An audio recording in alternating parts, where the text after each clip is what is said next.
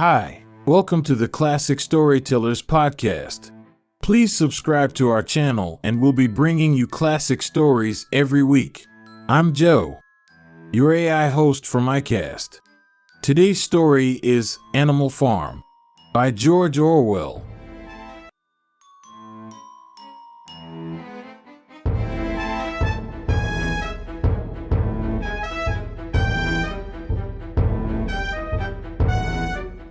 Chapter 1. Mr. Jones, of the Manor Farm, had locked the henhouses for the night, but was too drunk to remember to shut the popholes. With the ring of light from his lantern dancing from side to side, he lurched across the yard, kicked off his boots at the back door, drew himself a last glass of beer from the barrel in the scullery, and made his way up to bed, where Mrs. Jones was already snoring. As soon as the light in the bedroom went out, there was a stirring and a fluttering all through the farm buildings. Word had gone round during the day that old Major, the prize middle white boar, had had a strange dream on the previous night and wished to communicate it to the other animals. It had been agreed that they should all meet in the big barn as soon as Mr. Jones was safely out of the way. Old Major, so he was always called, though the name under which he had been exhibited was Willingdon Beauty, was so highly regarded on the farm that everyone was quite ready to lose an hour's sleep in order to hear what he had to say. At one end of the big barn, on a sort of raised platform, Major was already ensconced on his bed of straw, under a lantern which hung from a beam. He was 12 years old and had lately grown rather stout, but he was still a majestic-looking pig, with a wise and benevolent appearance in spite of the fact that his tushes had never been cut. Before long the other animals began to arrive and make themselves comfortable after their different fashions. First came the three dogs, Bluebell, Jessie, and Pincher, and then the pigs, who settled down in the straw immediately in front of the platform. The hens perched themselves on the windowsills. The pigeons fluttered up to the rafters. The sheep and cows lay down behind the pigs and began to chew the cud. The two cart horses, Boxer and Clover, came in together, walking very slowly and setting down their vast hairy hoofs with great care lest there should be some small animal concealed in the straw. Clover was a stout motherly mare approaching middle life, who had never quite got her figure back after her fourth foal. Boxer was an enormous beast, nearly 18 hands high, and as strong as any two ordinary horses put together. A white stripe down his nose gave him a somewhat stupid appearance, and in fact he was not of first-rate intelligence, but he was universally respected for his steadiness of character and tremendous powers of work. After the horses came Muriel, the white goat, and Benjamin, the donkey. Benjamin was the oldest animal on the farm, and the worst-tempered. He seldom talked, and when he did, it was usually to make some cynical remark. For instance, he would say that God had given him a tail to keep the flies off, but that he would sooner have had no tail and no flies. Alone among the animals on the farm, he never laughed. If asked why, he would say that he saw nothing to laugh at. Nevertheless, without openly admitting it, he was devoted to Boxer. The two of them usually spent their Sundays together in the small paddock beyond the orchard, grazing side by side and never speaking. The two horses had just lain down when a brood of ducklings, which had lost their mother, filed into the barn, cheeping feebly and wandering from side to side to find some place where they would not be trodden on. Clover made a sort of wall round them with her great foreleg, and the ducklings nestled down inside it and promptly fell asleep. At the last moment Molly, the foolish, pretty white mare who drew Mr. Jones's trap, came mincing daintily in, chewing at a lump of sugar. She took a place near the front and began flirting her white mane, hoping to draw attention to the red ribbons it was plaited with. Last of all came the cat, who looked round, as usual, for the warmest place. and finally squeezed herself in between Boxer and Clover. Thus she purred contentedly throughout Major's speech without listening to a word of what he was saying. All the animals were now present except Moses, the tame raven, who slept on a perch behind the back door. When Major saw that they had all made themselves comfortable and were waiting attentively, he cleared his throat and began. Comrades, you have heard already about the strange dream that I had last night, but I will come to the dream later. I have something else to say first. I do not think, comrades, that I shall be with you for many months longer, and before I die, I feel it my duty to pass on to you such wisdom as I have acquired. I have had a long life. I have had much time for thought as I lay alone in my stall, and I think I may say that I understand the nature of life on this earth as well as any animal now living. It is about this that I wish to speak to you. Now, comrades, what is the nature of this life of ours? Let us face it, our lives are miserable, laborious, and short. We are born. We are given just so much food as will keep the breath in our bodies, and those of us who are capable of it are forced to work to the last atom of our strength. And the very instant that our usefulness has come to an end, we are slaughtered with hideous cruelty. No animal in England knows the meaning of happiness or leisure after he is a year old. No animal in England is free. The life of an animal is misery and slavery, that is the plain truth. But is this simply part of the order of nature? Is it because this land of ours is so poor that it cannot afford a decent life to those who dwell upon it? No, comrades, 1,000 times no. The soil of England is fertile. Its climate is good. It is capable of affording food in abundance to an enormously greater number of animals than now inhabit it.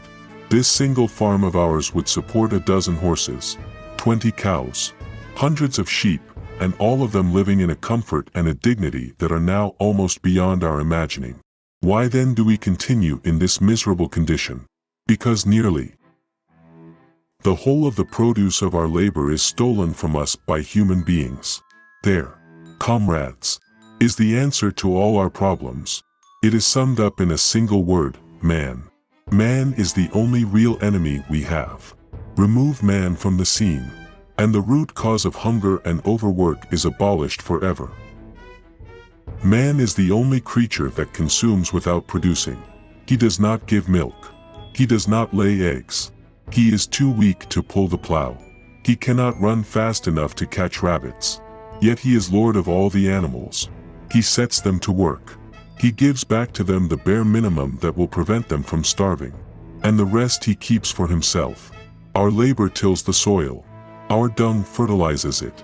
And yet there is not one of us that owns more than his bare skin. You cows that I see before me, how many thousands of gallons of milk have you given during this last year?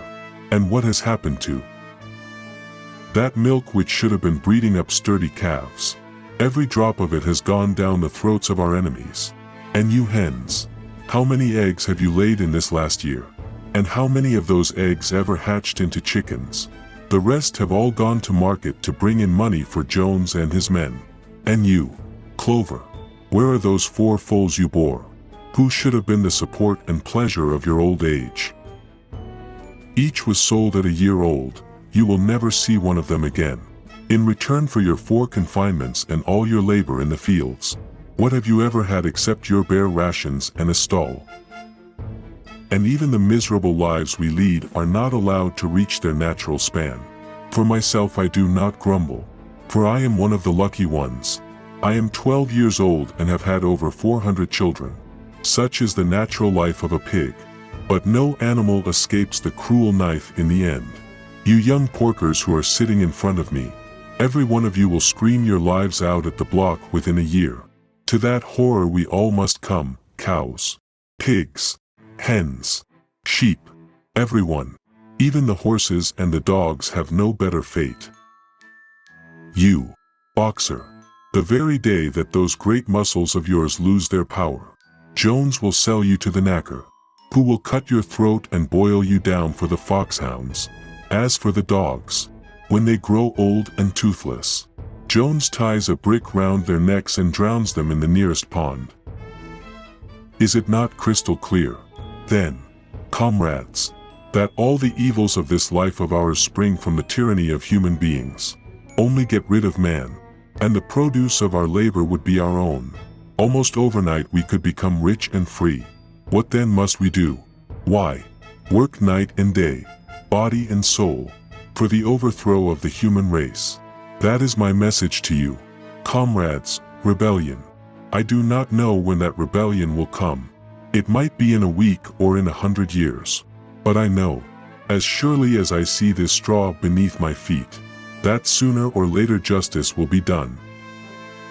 Fix your eyes on that, comrades, throughout the short remainder of your lives. And above all, pass on this message of mine to those who come after you, so that future generations shall carry on the struggle until it is victorious. And remember, comrades, your resolution must never falter. No argument must lead you astray. Never listen when they tell you that man and the animals have a common interest, that the prosperity of the one is the prosperity of the others. It is all lies. Man serves the interests of no creature except himself. And among us animals let there be perfect unity, perfect comradeship in the struggle.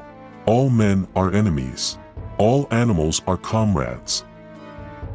At this moment there was a tremendous uproar. While Major was speaking, 4 large rats had crept out of their holes and were sitting on their hindquarters, listening to him. The dogs had suddenly caught sight of them, and it was only by a swift dash for their holes that the rats saved their lives. Major raised his trotter for silence. Comrades, he said, here is a point that must be settled. The wild creatures, such as rats and rabbits, are they our friends or our enemies? Let us put it to the vote. I propose this question to the meeting: are rats comrades? The vote was taken at once, and it was agreed by an overwhelming majority that rats were comrades. There were only 4 dissensions: the 3 dogs and the cat, who was afterwards discovered to have voted on both sides. Major continued, I have little more to say. I merely repeat, remember always your duty of enmity towards man and all his ways. Whatever goes upon 2 legs is an enemy. Whatever goes upon 4 legs, or has wings, is a friend. And remember also that in fighting against man, we must not come to resemble him. Even when you have conquered him, do not adopt his vices. No animal must ever live in a house, or sleep in a bed, or wear clothes, or drink alcohol, or smoke tobacco, or touch money, or engage in trade. All the habits of man are evil, and, above all, no animal must ever tyrannize over his own kind. Weak or strong, clever or simple, we are all brothers. No animal must ever kill any other animal. All animals are equal. And now, comrades, I will tell you about my dream of last night. I cannot describe that dream to you. It was a dream of the earth as it will be when man has vanished. But it reminded me of something that I had long forgotten. Many years ago, when I was a little pig, my mother and the other sows used to sing an old song of which they knew only the tune and the first 3 words. I had known that tune in my infancy, but it had long since passed out of my mind. Last night, however, it came back to me in my dream. And what is more, the words of the song also came back, words, I am certain, which were sung by the animals of long ago and have been lost to memory for generations. I will sing you that song now, comrades. I am old and my voice is hoarse, but when I have taught you the tune, you can sing it better for yourselves. It is called Beasts of England. Old Major cleared his throat and began to sing. As he had said, his voice was hoarse, but he sang well enough, and it was a stirring tune, something between Clementine and La Cucaracha. The words ran, Beasts of England, beasts of Ireland, beasts of every land and clime, hearken to my joyful tidings of the golden future time. Soon or late the day is coming. Tyrant man shall be o'erthrown, and the fruitful fields of England shall be trod by beasts alone. Rings shall vanish from our noses, and the harness from our back. Bit and spur shall rust forever. Cruel whips no more shall crack. Beasts of England, beasts of Ireland, beasts of every land and clime, hearken well and spread my tidings of the golden future time. The singing of this song threw the animals into the wildest excitement. Almost before Major had reached the end, they had begun singing it for themselves. Even the stupidest of them had already picked up the tune and a few of the words.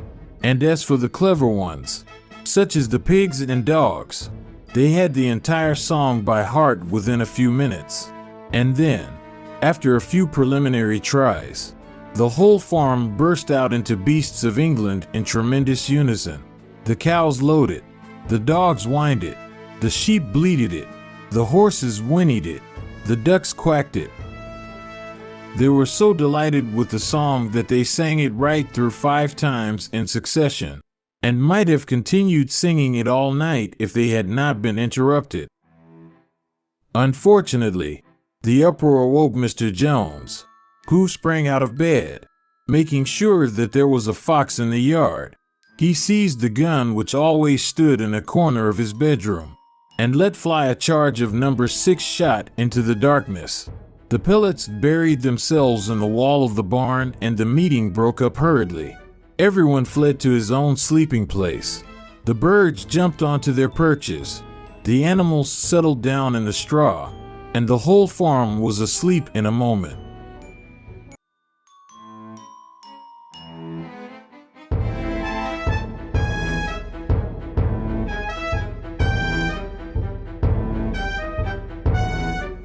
Chapter 2.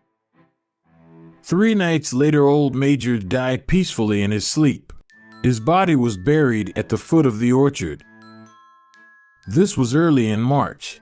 During the next 3 months there was much secret activity. Major's speech had given to the more intelligent animals on the farm a completely new outlook on life. They did not know when the rebellion predicted by Major would take place. They had no reason for thinking that it would be within their own lifetime, but they saw clearly that it was their duty to prepare for it. The work of teaching and organizing the others fell naturally upon the pigs, who were generally recognized as being the cleverest of the animals. Preeminent among the pigs were 2 young boars named Snowball and Napoleon, whom Mr. Jones was breeding up for sale. Napoleon was a large, rather fierce-looking Berkshire boar, the only Berkshire on the farm. Not much of a talker, but with a reputation for getting his own way. Snowball was a more vivacious pig than Napoleon, quicker in speech and more inventive, but was not considered to have the same depth of character. All the other male pigs on the farm were porkers. The best known among them was a small fat pig named Squealer, with very round cheeks, twinkling eyes, nimble movements, and a shrill voice. He was a brilliant talker, and when he was arguing some difficult point, he had a way of skipping from side to side and whisking his tail, which was somehow very persuasive. The others said of Squealer that he could turn black into white. These 3 had elaborated old Major's teachings into a complete system of thought, to which they gave the name of animalism. Several nights a week, after Mr. Jones was asleep, they held secret meetings in the barn and expounded the principles of animalism to the others. At the beginning they met with much stupidity and apathy. Some of the animals talked of loyalty to Mr. Jones, whom they referred to as Master, or made elementary remarks such as, "Mr. Jones feeds us. If he were gone, we should starve to death." Others asked such questions as, "Why should we care what happens after we're dead?" or, "If this rebellion is to happen anyway, what difference does it make whether we work for it or not?" and the pigs had great difficulty in making them see that this was contrary to the spirit of animalism. The stupidest questions of all were asked by Molly, the white mare. The very first question she asked Snowball was, "Will there still be sugar after the rebellion?" No, said Snowball firmly. we have no means of making sugar on this farm. Besides, you do not need sugar. You will have all the oats and hay you want. "And shall I still be allowed to wear ribbons in my mane?" Asked Molly. Comrade, Said Snowball. those ribbons that you are so devoted to are the badge of slavery. Can you not understand that liberty is worth more than ribbons? Molly agreed, but she did not sound very convinced. The pigs had an even harder struggle to counteract the lies put about by Moses, the tame raven. Moses, who was Mr. Jones's especial pet, was a spy and a talebearer, but he was also a clever talker. He claimed to know of the existence of a mysterious country called Sugar Candy Mountain, to which all animals went when they died. It was situated somewhere up in the sky, a little distance beyond the clouds. Moses said, in Sugar Candy Mountain it was Sunday 7 days a week. Clover was in season all the year round, and lump sugar and linseed cake grew on the hedges. The animals hated Moses because he told tales and did no work, but some of them believed in Sugar Candy Mountain, and the pigs had to argue very hard to persuade them that there was no such place. Their most faithful disciples were the 2 cart horses, Boxer and Clover.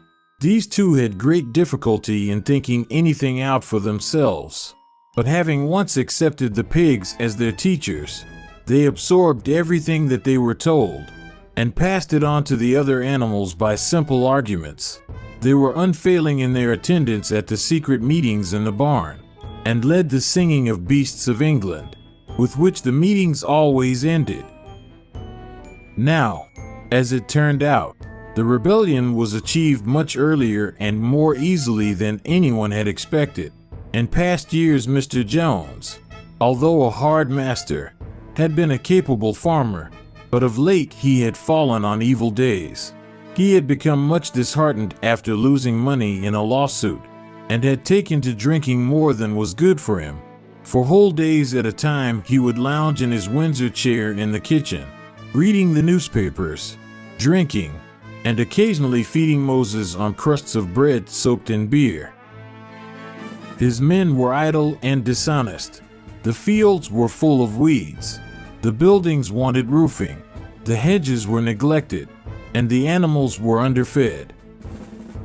June came and the hay was almost ready for cutting.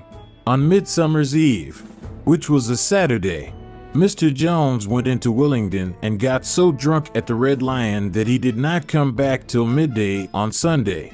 The men had milked the cows in the early morning and then had gone out rabbiting, without bothering to feed the animals. When Mr. Jones got back, he immediately went to sleep on the drawing room sofa with the news of the world over his face, so that when evening came, the animals were still unfed. At last they could stand it no longer. One of the cows broke in the door of the store shed with her horn, and all the animals began to help themselves from the bins. It was just then that Mr. Jones woke up. The next moment he and his 4 men were in the store shed with whips in their hands, lashing out in all directions. This was more than the hungry animals could bear. With one accord, though nothing of the kind had been planned beforehand, they flung themselves upon their tormentors. Jones and his men suddenly found themselves being butted and kicked from all sides. The situation was quite out of their control. They had never seen animals behave like this before, and this sudden uprising of creatures whom they were used to thrashing and maltreating just as they chose frightened them almost out of their wits. After only a moment or two, they gave up trying to defend themselves and took to their heels. A minute later, all 5 of them were in full flight down the cart track that led to the main road, with the animals pursuing them in triumph. Mrs. Jones looked out of the bedroom window, saw what was happening, hurriedly flung a few possessions into a carpet bag, and slipped out of the farm by another way. Moses sprang off his perch and flapped after her, croaking loudly. Meanwhile, the animals had chased Jones and his men out onto the road and slammed the 5-barred gate behind them. And so, almost before they knew what was happening, the rebellion had been successfully carried through, Jones was expelled, and the Manor Farm was theirs. For the first few minutes, the animals could hardly believe in their good fortune. Their first act was to gallop in a body right round the boundaries of the farm, as though to make quite sure that no human being was hiding anywhere upon it. Then they raced back to the farm buildings to wipe out the last traces of Jones's hated reign. The harness room at the end of the stables was broken open. The bits, the nose rings, the dog chains, the cruel knives with which Mr. Jones had been used to castrate the pigs and lambs, were all flung down the well. The reins, the halters, the blinkers, the degrading nosebags, were thrown onto the rubbish fire which was burning in the yard. So were the whips. All the animals capered with joy when they saw the whips going up in flames. Snowball also threw onto the fire the ribbons with which the horses' manes and tails had usually been decorated on market days. Ribbons should be considered as clothes, which are the mark of a human being. All animals should go naked. When Boxer heard this, he fetched the small straw hat which he wore in summer to keep the flies out of his ears, and flung it onto the fire with the rest, and ate very little while the animals had destroyed everything that reminded them of Mr. Jones. Napoleon then led them back to the store shed and served out a double ration of corn to everybody, with 2 biscuits for each dog. Then they sang Beasts of England from end to end 7 times running, and after that they settled down for the night and slept as they had never slept before. But they woke at dawn as usual, and suddenly remembering the glorious thing that had happened, they all raced out into the pasture together. A little way down the pasture there was a knoll that commanded a view of most of the farm. The animals rushed to the top of it and gazed round them in the clear morning light. Yes, it was theirs. Everything that they could see was theirs. In the ecstasy of that thought they gamboled round and round. They hurled themselves into the air in great leaps of excitement. They rolled in the dew. They cropped mouthfuls of the sweet summer grass. They kicked up clods of the black earth and snuffed its rich scent. Then they made a tour of inspection of the whole farm and surveyed with speechless admiration the ploughland, the hayfield, the orchard, the pool, the spinney. It was as though they had never seen these things before, and even now they could hardly believe that it was all their own. Then they filed back to the farm buildings and halted in silence outside the door of the farmhouse. That was theirs too, but they were frightened to go inside. After a moment, however, Snowball and Napoleon butted the door open with their shoulders, and the animals entered in single file, walking with the utmost care for fear of disturbing anything.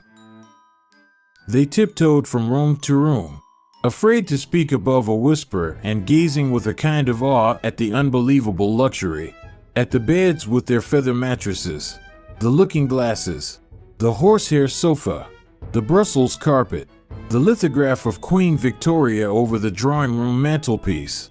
They were just coming down the stairs when Molly was discovered to be missing. Going back, the others found that she had remained behind in the best bedroom. She had taken a piece of blue ribbon from Mrs. Jones's dressing table and was holding it against her shoulder and admiring herself in the glass in a very foolish manner. The others reproached her sharply, and they went outside. Some hams hanging in the kitchen were taken out for burial, and the barrel of beer in the scullery was stove in with a kick from Boxer's hoof. Otherwise, nothing in the house was touched. A unanimous resolution was passed on the spot that the farmhouse should be preserved as a museum. All were agreed that no animal must ever live there. The animals had their breakfast, and then Snowball and Napoleon called them together again. Comrades, Said Snowball. it is 6:30 and we have a long day before us. Today we begin the hay harvest, but there is another matter that must be attended to first. The pigs now revealed that during the past 3 months they had taught themselves to read and write from an old spelling book which had belonged to Mr. Jones's children and which had been thrown on the rubbish heap. Napoleon sent for pots of black and white paint and led the way down to the 5-barred gate that gave onto the main road. Then Snowball, for it was Snowball who was best at writing, took a brush between the 2 knuckles of his trotter, painted out Manor Farm from the top bar of the gate, and in its place painted Animal Farm. This was to be the name of the farm from now onwards. After this they went back to the farm buildings, where Snowball and Napoleon sent for a ladder which they caused to be set against the end wall of the big barn. They explained that by their studies of the past 3 months the pigs had succeeded in reducing the principles of animalism to 7 commandments. These 7 commandments would now be inscribed on the wall. They would form an unalterable law by which all the animals on Animal Farm must live forever after. With some difficulty, for it is not easy for a pig to balance himself on a ladder, Snowball climbed up and set to work, with Squealer a few rungs below him holding the paint pot. The commandments were written on the tarred wall in great white letters that could be read 30 yards away. They ran thus: The 7 commandments. 1. Whatever goes upon 2 legs is an enemy. 2. Whatever goes upon 4 legs, or has wings, is a friend. 3. No animal shall wear clothes. 4. No animal shall sleep in a bed. 5. No animal shall drink alcohol. 6. No animal shall kill any other animal. 7. All animals are equal. It was very neatly written, and except that friend was written frind and one of the S's was the wrong way round, the spelling was correct all the way through. Snowball read it aloud for the benefit of the others. All the animals nodded in complete agreement, and the cleverer ones at once began to learn the commandments by heart. Now, comrades, Cried Snowball, throwing down the paintbrush. to the hayfield. Let us make it a point of honor to get in the harvest more quickly than Jones and his men could do. But at this moment the 3 cows, who had seemed uneasy for some time past, set up a loud lowing. They had not been milked for 24 hours, and their udders were almost bursting. After a little thought, the pigs sent for buckets and milked the cows fairly successfully, the trotters being well adapted to this task. Soon there were 5 buckets of frothing creamy milk, at which many of the animals looked with considerable interest. What is going to happen to all that milk? Said someone. Jones used sometimes to mix some of it in our mash. Said one of the hens. Never mind the milk, comrades. Cried Napoleon, placing himself in front of the buckets. That will be attended to. The harvest is more important. Comrade Snowball will lead the way. I shall follow in a few minutes. Forward, comrades. The hay is waiting. So the animals trooped down to the hayfield to begin the harvest, and when they came back in the evening it was noticed that the milk had disappeared.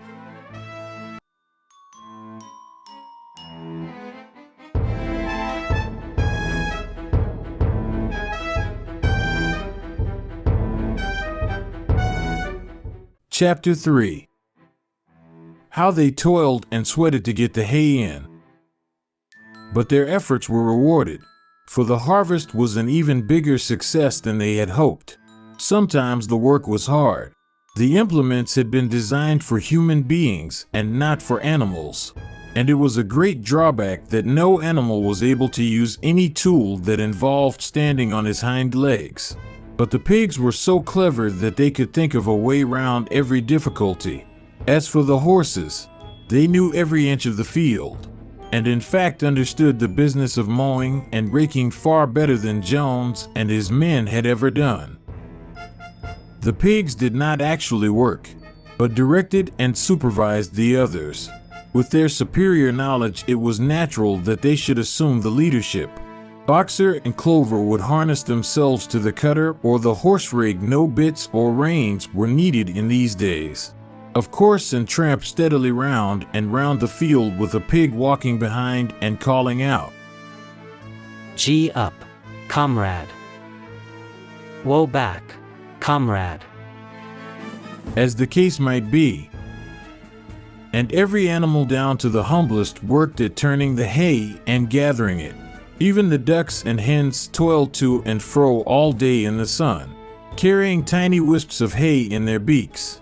In the end, they finished the harvest in 2 days less time than it had usually taken Jones and his men. Moreover, it was the biggest harvest that the farm had ever seen. There was no wastage whatever. The hens and ducks with their sharp eyes had gathered up the very last stalk, and not an animal on the farm had stolen so much as a mouthful. All through that summer the work of the farm went like clockwork. The animals were happy as they had never conceived it possible to be. Every mouthful of food was an acute positive pleasure, now that it was truly their own food, produced by themselves and for themselves, not doled out to them by a grudging master. With the worthless parasitical human beings gone, there was more for everyone to eat. There was more leisure too, inexperienced though the animals were.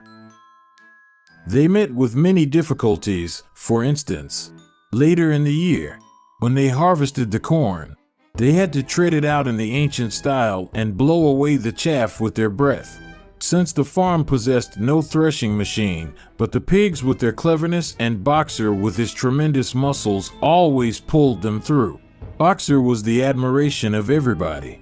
He had been a hard worker even in Jones's time, but now he seemed more like 3 horses than one. There were days when the entire work of the farm seemed to rest upon his mighty shoulders. From morning to night he was pushing and pulling, always at the spot where the work was hardest. He had made an arrangement with one of the cockerels to call him in the mornings half an hour earlier than anyone else, and would put in some volunteer labor at whatever seemed to be most needed. Before the regular day's work began, his answer to every problem, every setback, was, I will work harder. But everyone worked according to his capacity. The hens and ducks, for instance, saved 5 bushels of corn at the harvest by gathering up the stray grains. Nobody stole. Nobody grumbled over his rations. The quarreling and biting and jealousy which had been normal features of life in the old days had almost disappeared. Nobody shirked, or almost nobody. Molly, it was true, was not good at getting up in the mornings, and had a way of leaving work early on the ground that there was a stone in her hoof, and the behavior of the cat was somewhat peculiar. It was soon noticed that when there was work to be done the cat could never be found. She would vanish for hours on end, and then reappear at mealtimes, or in the evening after work was over, as though nothing had happened. But she always made such excellent excuses, and purred so affectionately, that it was impossible not to believe in her good intentions. Old Benjamin, the donkey, seemed quite unchanged since the rebellion. He did his work in the same slow, obstinate way as he had done it in Jones's time, never shirking and never volunteering for extra work either. About the rebellion and its results he would express no opinion. When asked whether he was not happier now that Jones was gone, he would say only, Donkeys live a long time. None of you has ever seen a dead donkey. On Sundays there was no work. Breakfast was an hour later than usual, and after breakfast there was a ceremony which was observed every week without fail. First came the hoisting of the flag. Snowball had found in the harness room an old green tablecloth of Mrs. Jones's and had painted on it a hoof and a horn in white.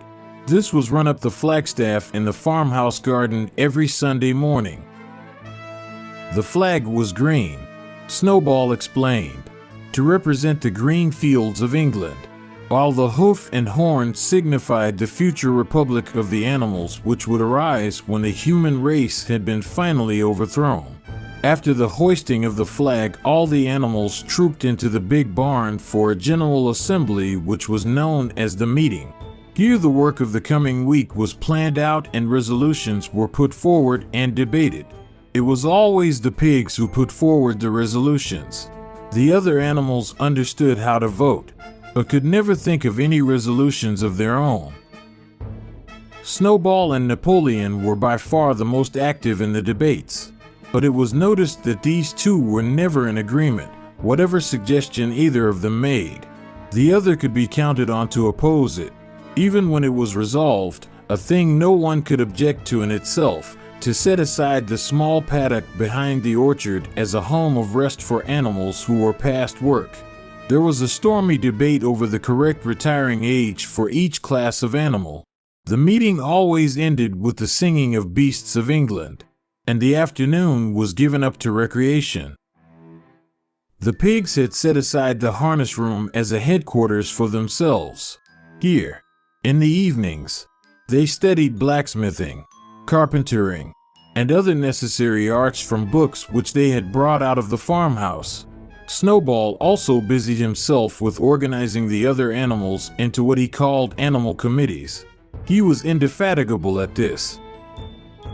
He formed the Egg Production Committee for the hens, the Clean Tails League for the cows, the Wild Comrades Re-Education Committee. The object of this was to tame the rats and rabbits, the Whiter Wool Movement for the sheep, and various others, besides instituting classes in reading and writing. On the whole, these projects were a failure. The attempt to tame the wild creatures, for instance, broke down almost immediately. They continued to behave very much as before, and when treated with generosity, simply took advantage of it. The cat joined the Re-Education Committee and was very active in it for some days. She was seen one day sitting on a roof and talking to some sparrows who were just out of her reach. She was telling them that all animals were now comrades and that any sparrow who chose could come and perch on her paw. But the sparrows kept their distance. The reading and writing classes, however, were a great success. By the autumn, almost every animal on the farm was literate in some degree. As for the pigs, they could already read and write perfectly. The dogs learned to read fairly well, but were not interested in reading anything except the 7 Commandments. Muriel, the goat, could read somewhat better than the dogs, and sometimes used to read to the others in the evenings from scraps of newspaper which she found on the rubbish heap. Benjamin could read as well as any pig, but never exercised his faculty. So far as he knew, he said, there was nothing worth reading. Clover learnt the whole alphabet, but could not put words together. Boxer could not get beyond the letter D. He would trace out A, B, C, D in the dust with his great hoof, and then would stand staring at the letters with his ears back, sometimes shaking his forelock, trying with all his might to remember what came next and never succeeding. On several occasions, indeed, he did learn E, F, G, H, but by the time he knew them, it was always discovered that he had forgotten A, B, C, and D. Finally, he decided to be content with the first 4 letters, and used to write them out once or twice every day to refresh his memory. Molly refused to learn any but the 6 letters which spelt her own name. She would form these very neatly out of pieces of twig, and would then decorate them with a flower or 2 and walk round them admiring them. None of the other animals on the farm could get further than the letter A. It was also found that the stupider animals, such as the sheep, hens, and ducks, were unable to learn the 7 commandments by heart. After much thought, Snowball declared that the 7 commandments could in effect be reduced to a single maxim, namely, 4 legs good, 2 legs bad, Whoever had thoroughly grasped it would be safe from human influences. The birds at first objected, since it seemed to them that they also had 2 legs. But Snowball proved to them that this was not so. A bird's wing, comrades, He said, is an organ of propulsion and not of manipulation. It should therefore be regarded as a leg. The distinguishing mark of man is the hand, the instrument with which he does all his mischief.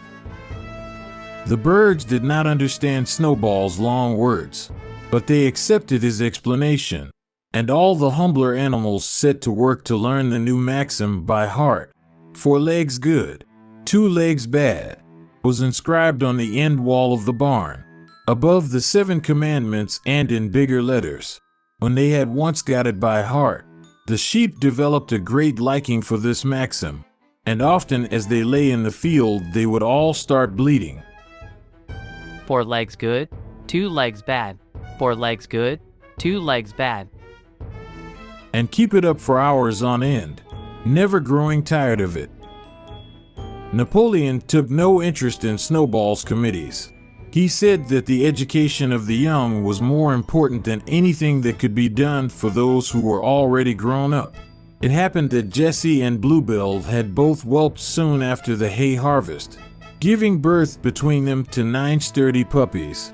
As soon as they were weaned, Napoleon took them away from their mothers, saying that he would make himself responsible for their education.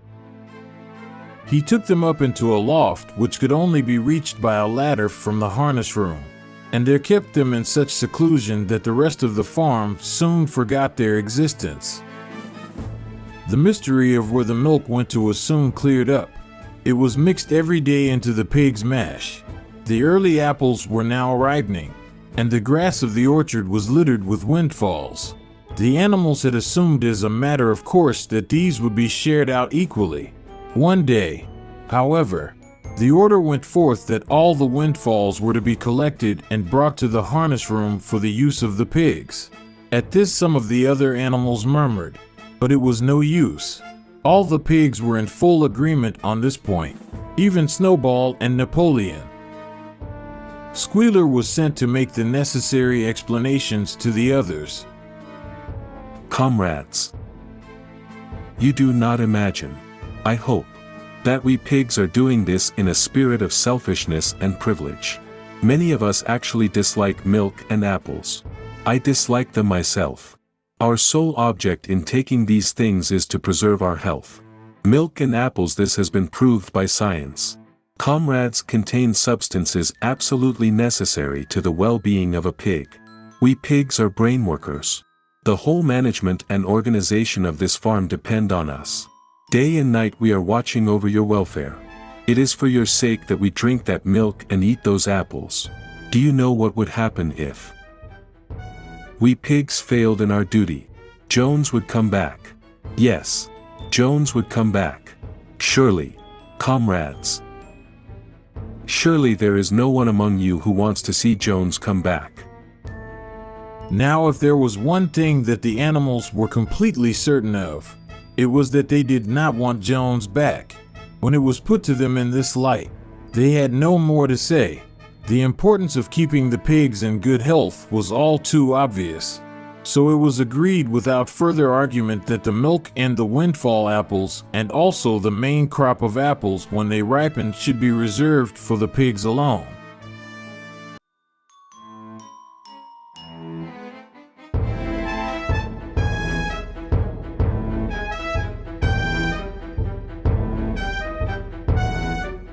Chapter 4. By the late summer, the news of what had happened on Animal Farm had spread across half the county. Every day Snowball and Napoleon sent out flights of pigeons whose instructions were to mingle with the animals on neighboring farms, tell them the story of the rebellion, and teach them the tune of Beasts of England.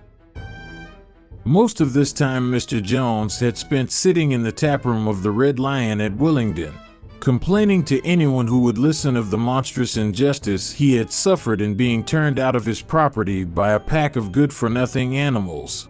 The other farmers sympathized in principle, but they did not at first give him much help. At heart, each of them was secretly wondering whether he could not somehow turn Jones's misfortune to his own advantage. It was lucky that the owners of the two farms which adjoined Animal Farm were on permanently bad terms.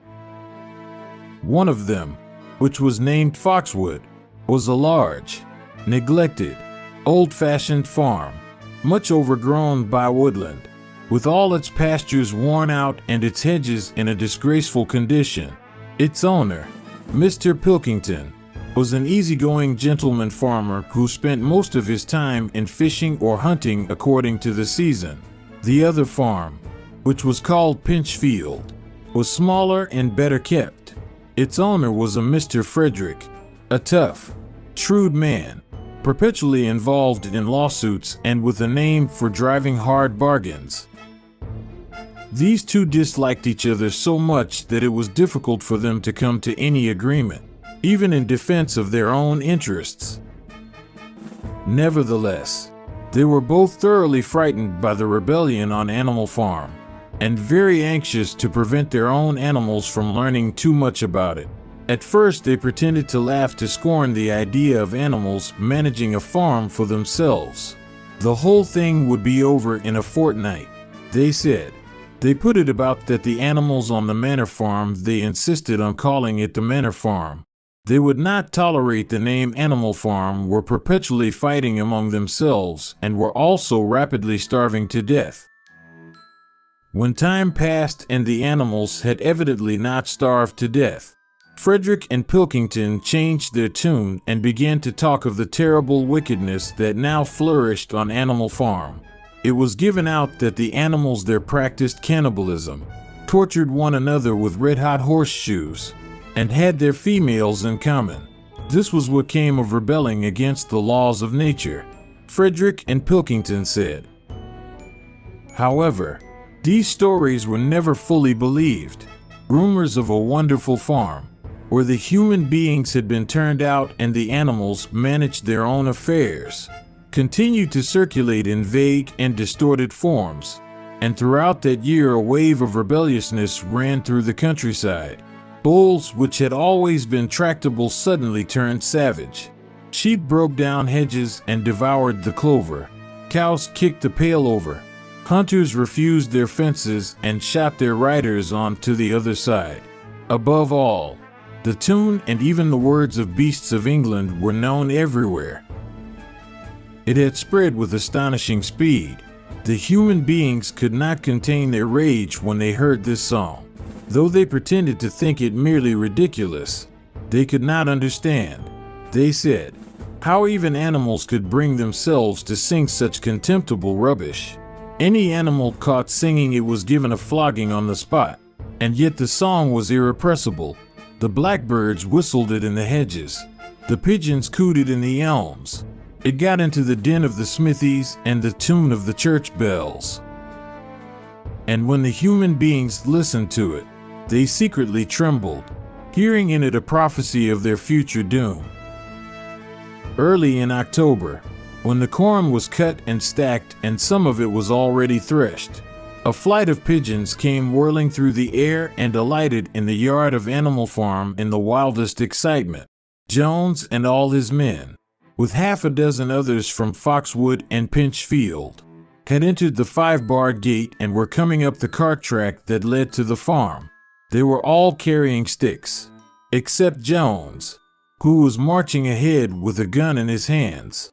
Obviously, they were going to attempt the recapture of the farm. This had long been expected, and all preparations had been made.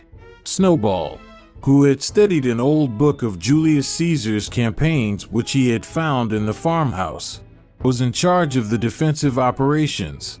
He gave his orders quickly, and in a couple of minutes every animal was at his post. As the human beings approached the farm buildings, Snowball launched his first attack. All the pigeons, to the number of 35, flew to and fro over the men's heads and muted upon them from midair. And while the men were dealing with this, the geese, who had been hiding behind the hedge, rushed out and pecked viciously at the calves of their legs.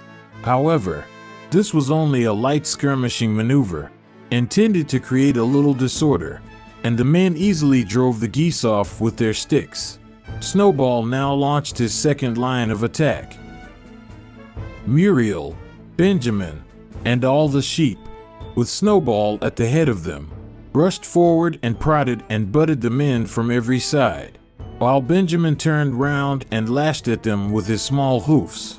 But once again the men, with their sticks and their hobnailed boots, were too strong for them, and suddenly, at a squeal from Snowball, which was the signal for retreat, all the animals turned and fled through the gateway into the yard. The men gave a shout of triumph. They saw, as they imagined, their enemies in flight, and they rushed after them in disorder. This was just what Snowball had intended. As soon as they were well inside the yard, the 3 horses, the 3 cows, and the rest of the pigs, who had been lying in ambush in the cowshed, suddenly emerged in their rear, cutting them off. Snowball now gave the signal for the charge. He himself dashed straight for Jones. Jones saw him coming, raised his gun and fired. The pellets scored bloody streaks along Snowball's back, and a sheep dropped dead. Without halting for an instant, Snowball flung his 15-stone against Jones's legs. Jones was hurled into a pile of dung and his gun flew out of his hands. But the most terrifying spectacle of all was Boxer, rearing up on his hind legs and striking out with his great iron-shod hoofs like a stallion. His very first blow took a stable lad from Foxwood on the skull and stretched him lifeless in the mud. At the sight, several men dropped their sticks and tried to run. Panic overtook them, and the next moment all the animals together were chasing them round and round the yard. They were gored, kicked, bitten, trampled on. There was not an animal on the farm that did not take vengeance on them after his own fashion. Even the cat suddenly leapt off a roof onto a cowman's shoulders and sank her claws in his neck, at which he yelled horribly. At a moment when the opening was clear, the men were glad enough to rush out of the yard and make a bolt for the main road. And so within 5 minutes of their invasion they were in ignominious retreat by the same way as they had come, with a flock of geese hissing after them and pecking at their calves all the way. All the men were gone except one. Back in the yard, Boxer was pawing with his hoof at the stable lad who lay face down in the mud, trying to turn him over. The boy did not stir. He is dead, said Boxer sorrowfully. I had no intention of doing that. I forgot that I was wearing iron shoes. Who will believe that I did not do this on purpose? No sentimentality, comrade, cried Snowball, from whose wounds the blood was still dripping. War is war. The only good human being is a dead one. I have no wish to take life, not even human life, repeated Boxer, and his eyes were full of tears. Where is Molly? Exclaimed somebody. Molly, in fact, was missing. For a moment there was great alarm. It was feared that the men might have harmed her in some way, or even carried her off with them. In the end, however, she was found hiding in her stall with her head buried among the hay in the manger. She had taken to flight as soon as the gun went off, and when the others came back from looking for her, it was to find that the stable lad, who in fact was only stunned, had already recovered and made off. The animals had now reassembled in the wildest excitement, each recounting his own exploits in the battle at the top of his voice. An impromptu celebration of the victory was held immediately. The flag was run up and Beasts of England was sung a number of times. Then the sheep who had been killed was given a solemn funeral, a hawthorn bush being planted on her grave.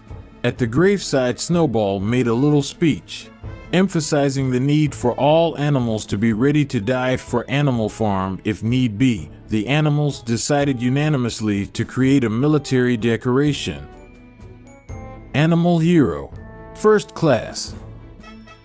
which was conferred there and then on Snowball and Boxer. It consisted of a brass medal. They were really some old horse brasses which had been found in the harness room, to be worn on Sundays and holidays. There was also Animal Hero, Second Class, which was conferred posthumously on the dead sheep. There was much discussion as to what the battle should be called. In the end, it was named the Battle of the Cowshed, since that was where the ambush had been sprung. Mr. Jones's gun had been found lying in the mud, and it was known that there was a supply of cartridges in the farmhouse. It was decided to set the gun up at the foot of the flagstaff, like a piece of artillery, and to fire it twice a year, once on October the 12th, the anniversary of the Battle of the Cowshed, and once on Midsummer Day, the anniversary of the rebellion.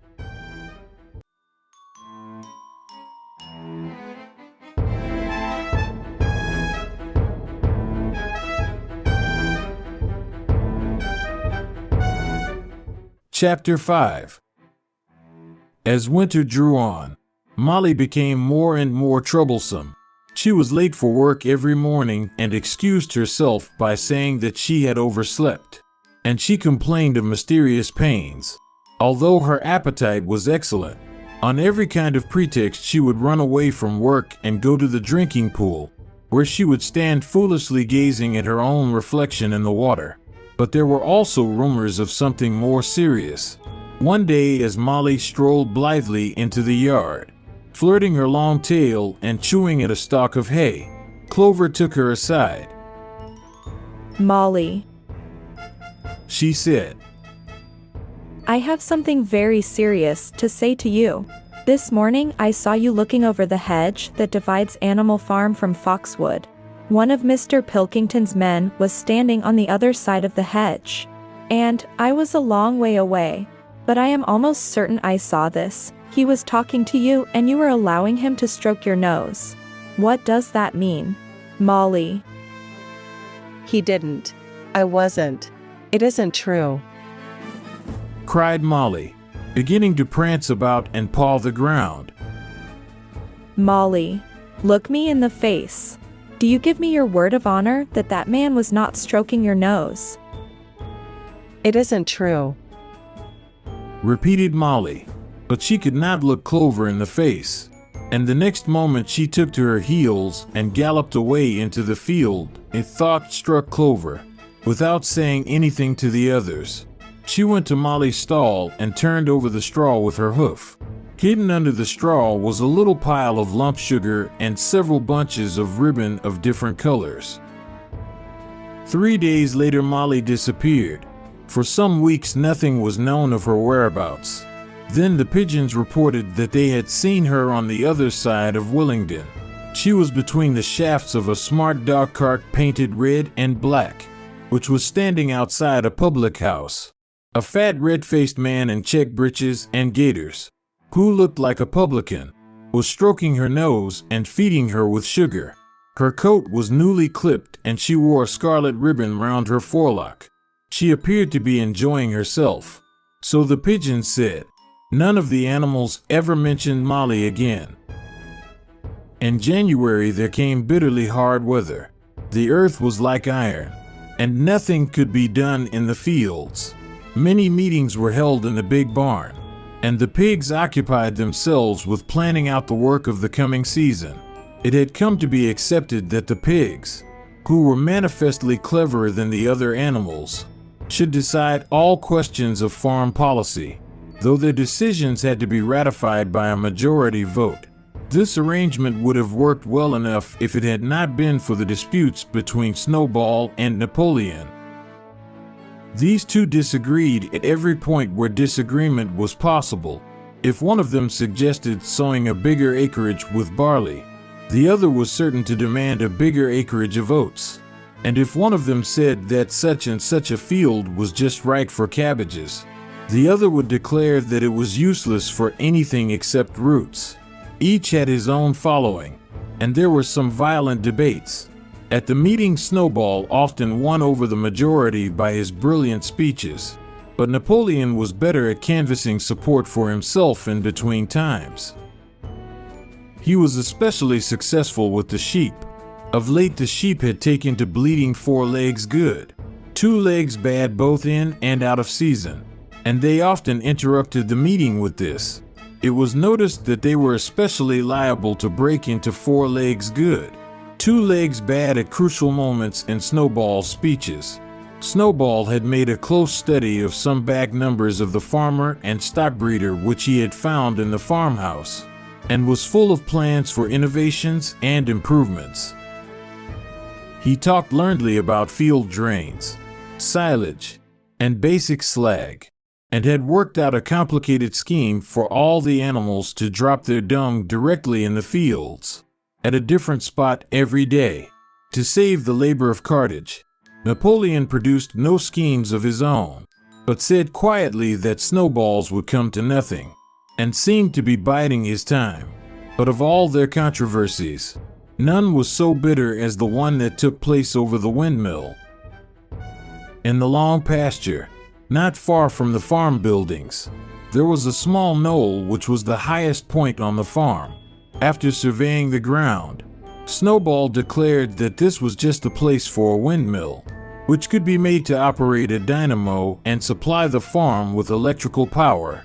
This would light the stalls and warm them in winter, and would also run a circular saw, a chaff cutter, a mangle slicer, and an electric milking machine. The animals had never heard of anything of this kind before, for the farm was an old-fashioned one and had only the most primitive machinery, and they listened in astonishment while Snowball conjured up pictures of fantastic machines which would do their work for them while they grazed at their ease in the fields or improved their minds with reading and conversation. Within a few weeks, Snowball's plans for the windmill were fully worked out. The mechanical details came mostly from 3 books which had belonged to Mr. Jones, 1,000 Useful Things to Do About the House, Every Man His Own Bricklayer, and Electricity for Beginners. Snowball used as his study a shed which had once been used for incubators and had a smooth wooden floor, suitable for drawing on. He was closeted there for hours at a time, with his books held open by a stone, and with a piece of chalk gripped between the knuckles of his trotter. He would move rapidly to and fro, drawing in line after line and uttering little whimpers of excitement. Gradually the plans grew into a complicated mass of cranks and cogwheels, covering more than half the floor, which the other animals found completely unintelligible but very impressive. All of them came to look at Snowball's drawings at least once a day. Even the hens and ducks came, and were at pains not to tread on the chalk marks. Only Napoleon held aloof. He had declared himself against the windmill from the start. One day, however, he arrived unexpectedly to examine the plans. He walked heavily round the shed, looked closely at every detail of the plans and snuffed at them once or twice, then stood for a little while contemplating them out of the corner of his eye. Then suddenly he lifted his leg, urinated over the plans, and walked out without uttering a word. The whole farm was deeply divided on the subject of the windmill. Snowball did not deny that to build it would be a difficult business. Stone would have to be quarried and built up into walls. Then the sails would have to be made, and after that there would be need for dynamos and cables. How these were to be procured, Snowball did not say, but he maintained that it could all be done in a year, and thereafter, he declared, so much labor would be saved that the animals would only need to work 3 days a week. Napoleon, on the other hand, argued that the great need of the moment was to increase food production, and that if they wasted time on the windmill they would all starve to death. The animals formed themselves into 2 factions under the slogans: Vote for Snowball and the 3-day week, and Vote for Napoleon and the full manger. He refused to believe either that food would become more plentiful or that the windmill would save work.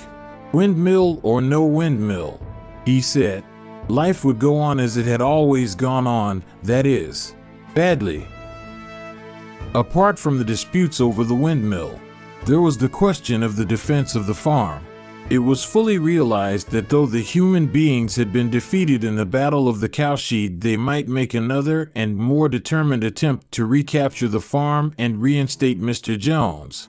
They had all the more reason for doing so because the news of their defeat had spread across the countryside and made the animals on the neighboring farms more restive than ever.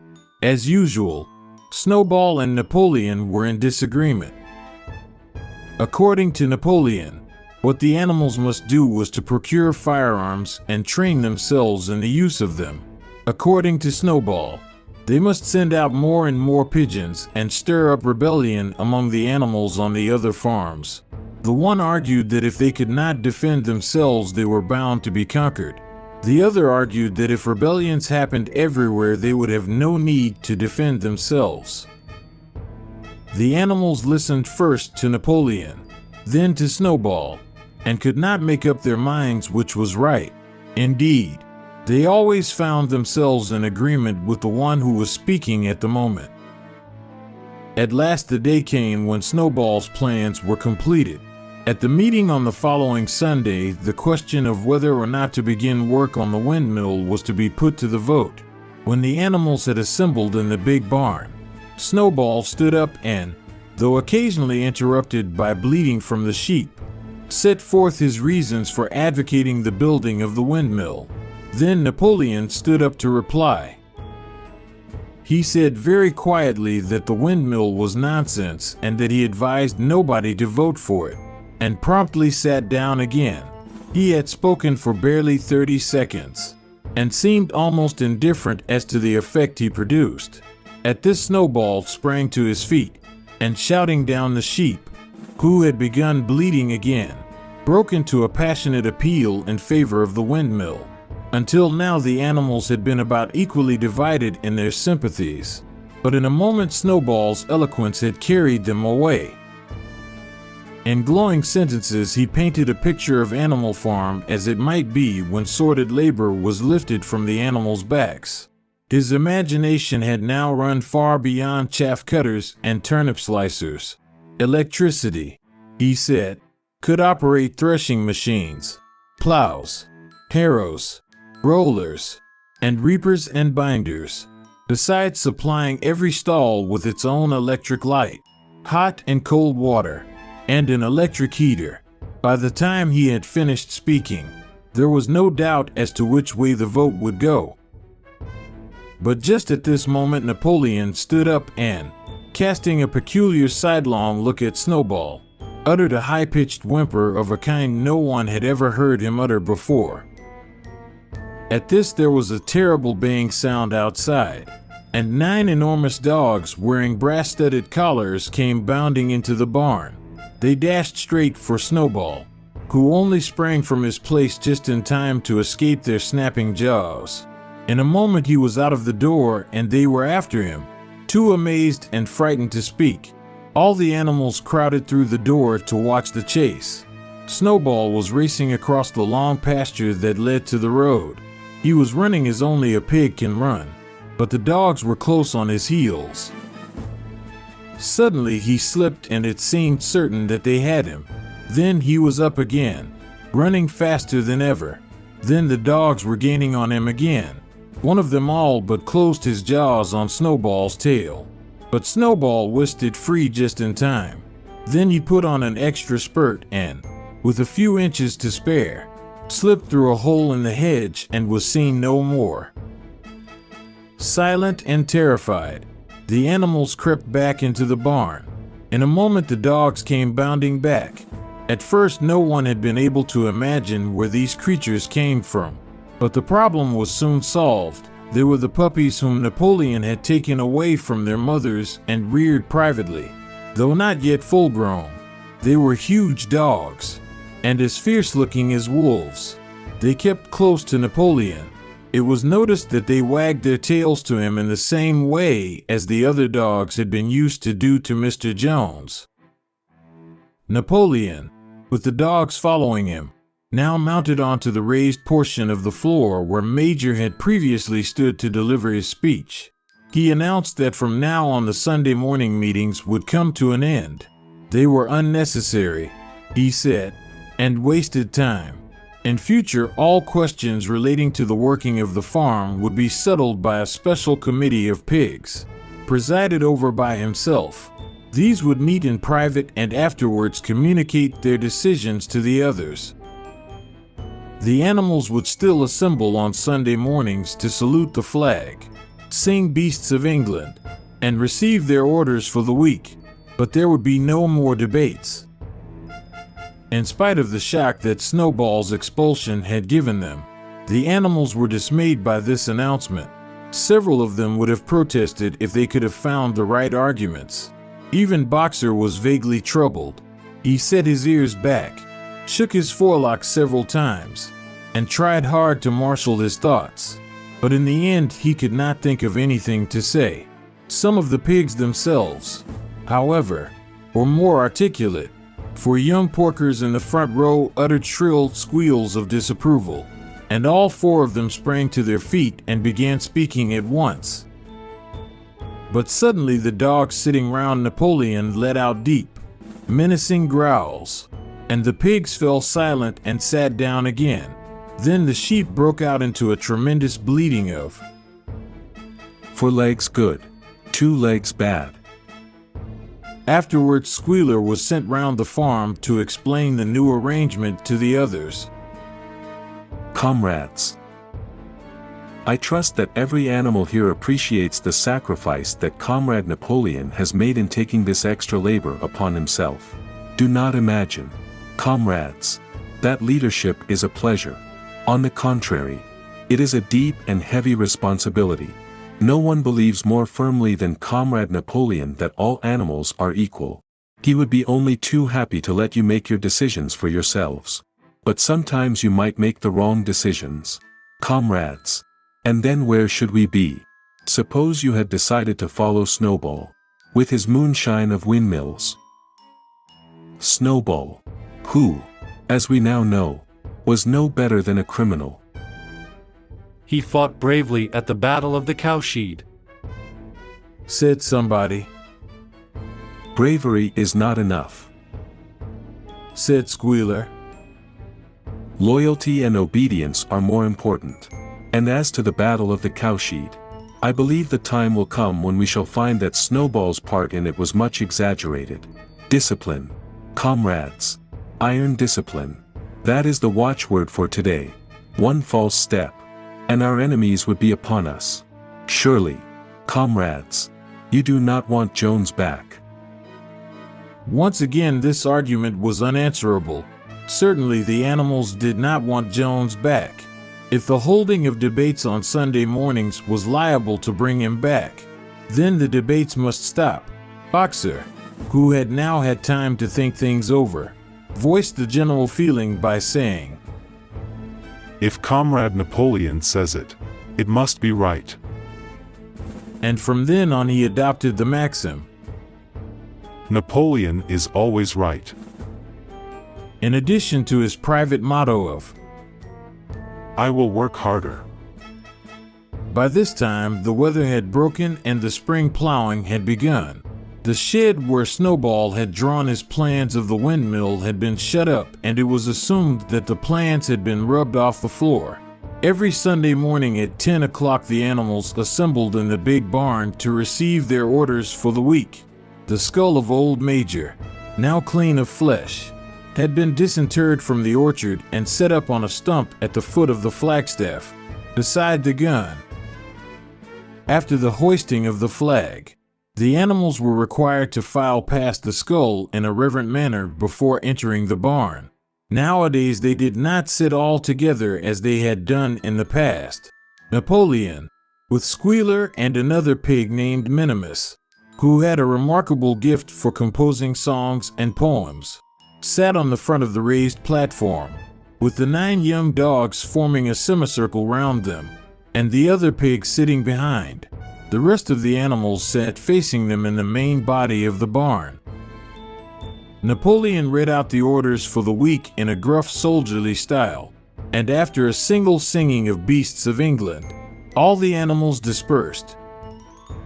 On the third Sunday after Snowball's expulsion, the animals were somewhat surprised to hear Napoleon announce that the windmill was to be built after all.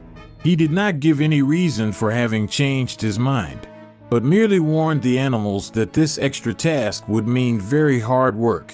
It might even be necessary to reduce their rations. The plans, however, had all been prepared, down to the last detail. A special committee of pigs had been at work upon them for the past 3 weeks. The building of the windmill, with various other improvements, was expected to take 2 years. That evening Squealer explained privately to the other animals that Napoleon had never in reality been opposed to the windmill. On the contrary, it was he who had advocated it in the beginning, and the plan which Snowball had drawn on the floor of the incubator shed had actually been stolen from among Napoleon's papers. The windmill was, in fact, Napoleon's own creation. Why, then, asked somebody, had he spoken so strongly against it? Here Squealer looked very sly. That, he said, was Comrade Napoleon's cunning. He had seemed to oppose the windmill simply as a maneuver to get rid of Snowball, who was a dangerous character and a bad influence. Now that Snowball was out of the way, the plan could go forward without his interference.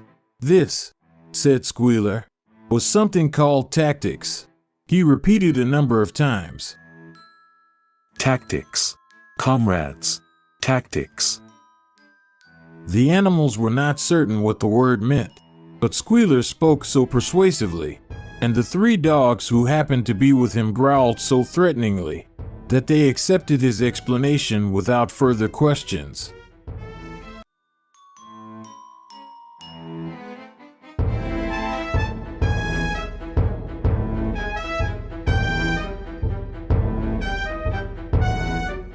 Chapter 6. All that year the animals worked like slaves, but they were happy in their work. They grudged no effort or sacrifice, well aware that everything that they did was for the benefit of themselves and those of their kind who would come after them, and not for a pack of idle, thieving human beings. Throughout the spring and summer they worked a 60-hour week, and in August Napoleon announced that there would be work on Sunday afternoons as well. This work was strictly voluntary, but any animal who absented himself from it would have his rations reduced by half. Even so, it was found necessary to leave certain tasks undone. The harvest was a little less successful than in the previous year, and 2 fields which should have been sown with roots in the early summer were not sown because the plowing had not been completed early enough. It was possible to foresee that the coming winter would be a hard one. The windmill presented unexpected difficulties. There was a good quarry of limestone on the farm, and plenty of sand and cement had been found in one of the outhouses, so that all the materials for building were at hand. But the problem the animals could not at first solve was how to break up the stone into pieces of suitable size. There seemed no way of doing this except with picks and crowbars, which no animal could use, because no animal could stand on his hind legs. Only after weeks of vain effort did the right idea occur to somebody, namely, to utilize the force of gravity. Huge boulders, far too big to be used as they were lying all over the bed of the quarry. The animals lashed ropes round these, and then all together, cows, horses, sheep, any animal that could lay hold of the rope, even the pigs sometimes joined in at critical moments. They dragged them with desperate slowness up the slope to the top of the quarry, where they were toppled over the edge, to shatter to pieces below. Transporting the stone when it was once broken was comparatively simple. The horses carried it off in cartloads. The sheep dragged single blocks. Even Muriel and Benjamin yoked themselves into an old governess cart and did their share. By late summer, a sufficient store of stone had accumulated, and then the building began, under the superintendence of the pigs. But it was a slow, laborious process. Frequently, it took a whole day of exhausting effort to drag a single boulder to the top of the quarry, and sometimes when it was pushed over the edge it failed to break.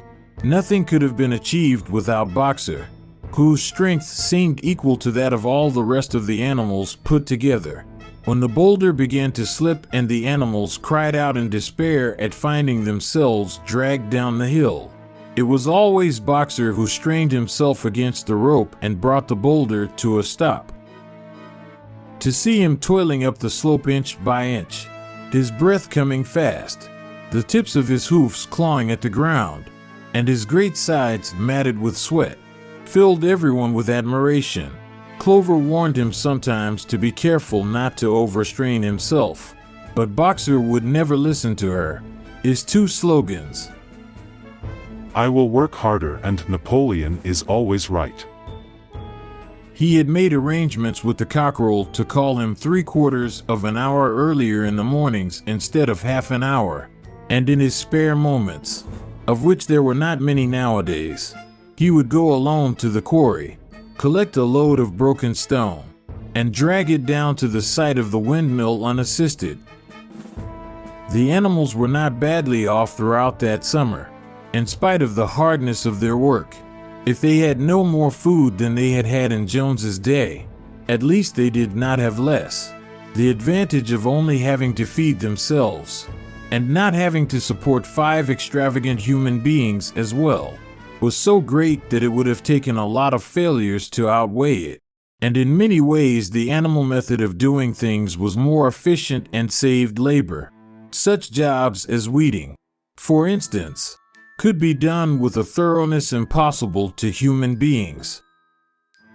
And again, since no animal now stole, it was unnecessary to fence off pasture from arable land, which saved a lot of labor on the upkeep of hedges and gates. Nevertheless, as the summer wore on, various unforeseen shortages began to make themselves felt. There was need of paraffin oil, nails, string, dog biscuits, and iron for the horses' shoes, none of which could be produced on the farm. Later there would also be need for seeds and artificial manures, besides various tools and, finally, the machinery for the windmill. How these were to be procured, no one was able to imagine. One Sunday morning, when the animals assembled to receive their orders, Napoleon announced that he had decided upon a new policy.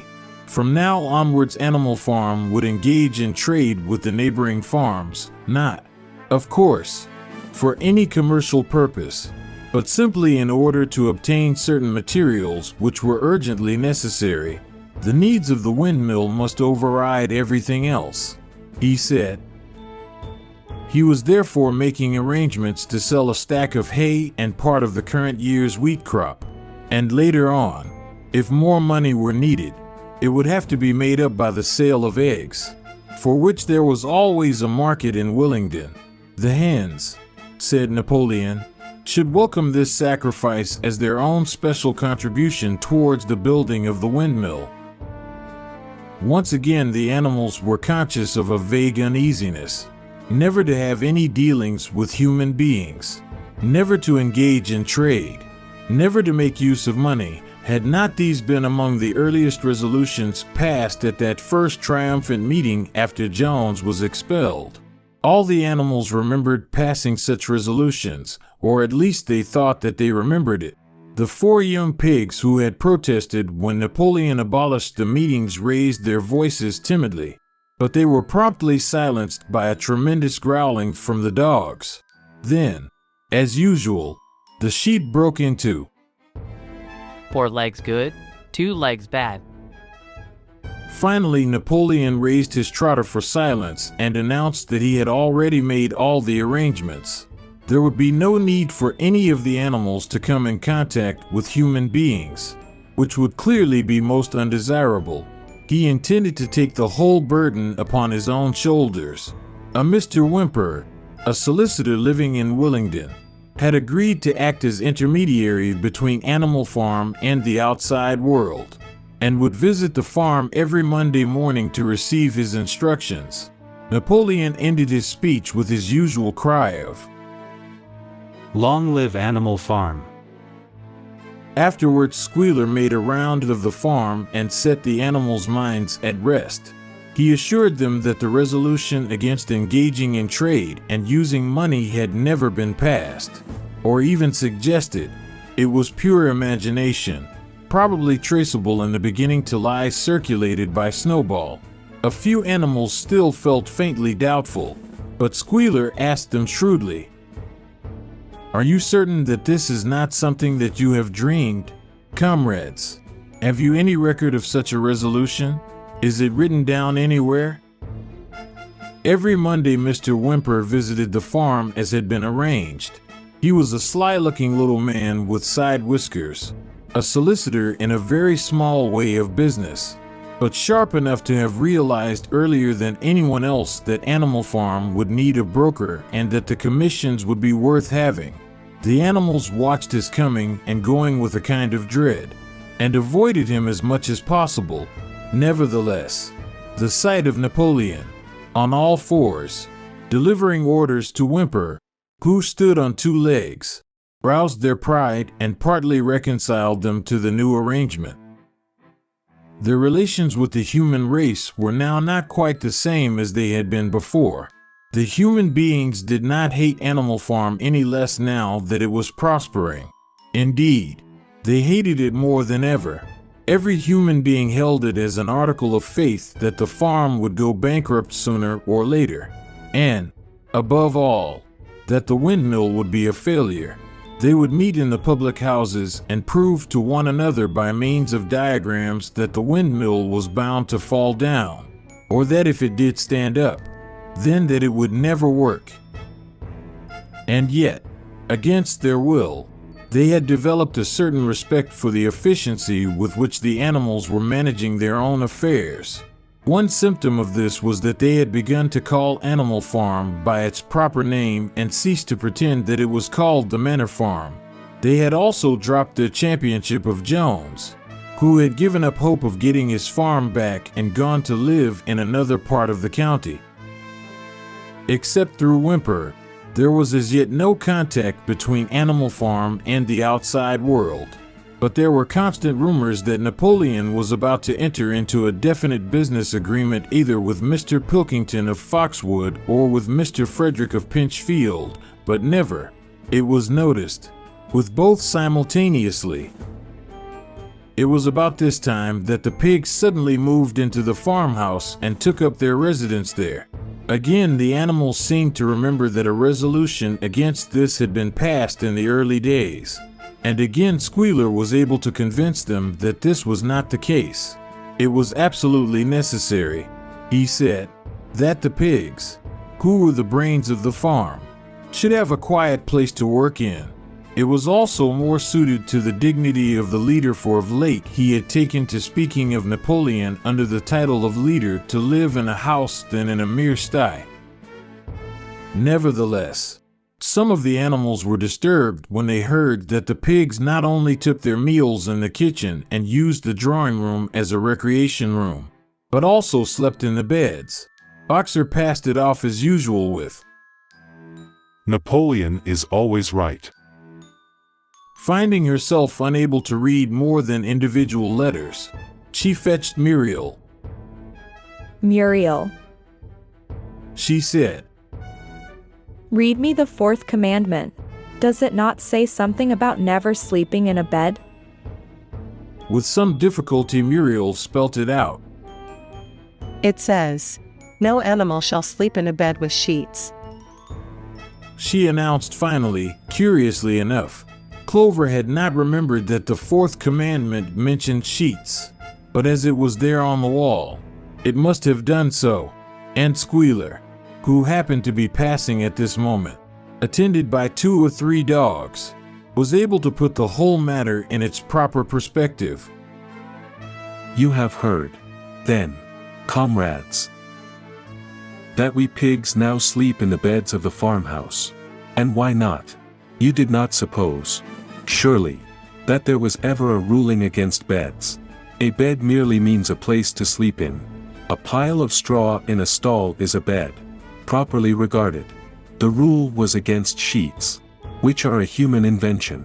We have removed the sheets from the farmhouse beds, and sleep between blankets. And very comfortable beds they are too, but not more comfortable than we need. I can tell you, comrades, with all the brain work we have to do nowadays, you would not rob us of our repose, would you, comrades? You would not have us too tired to carry out our duties. Surely none of you wishes to see Jones back. The animals reassured him on this point immediately, and no more was said about the pigs sleeping in the farmhouse beds.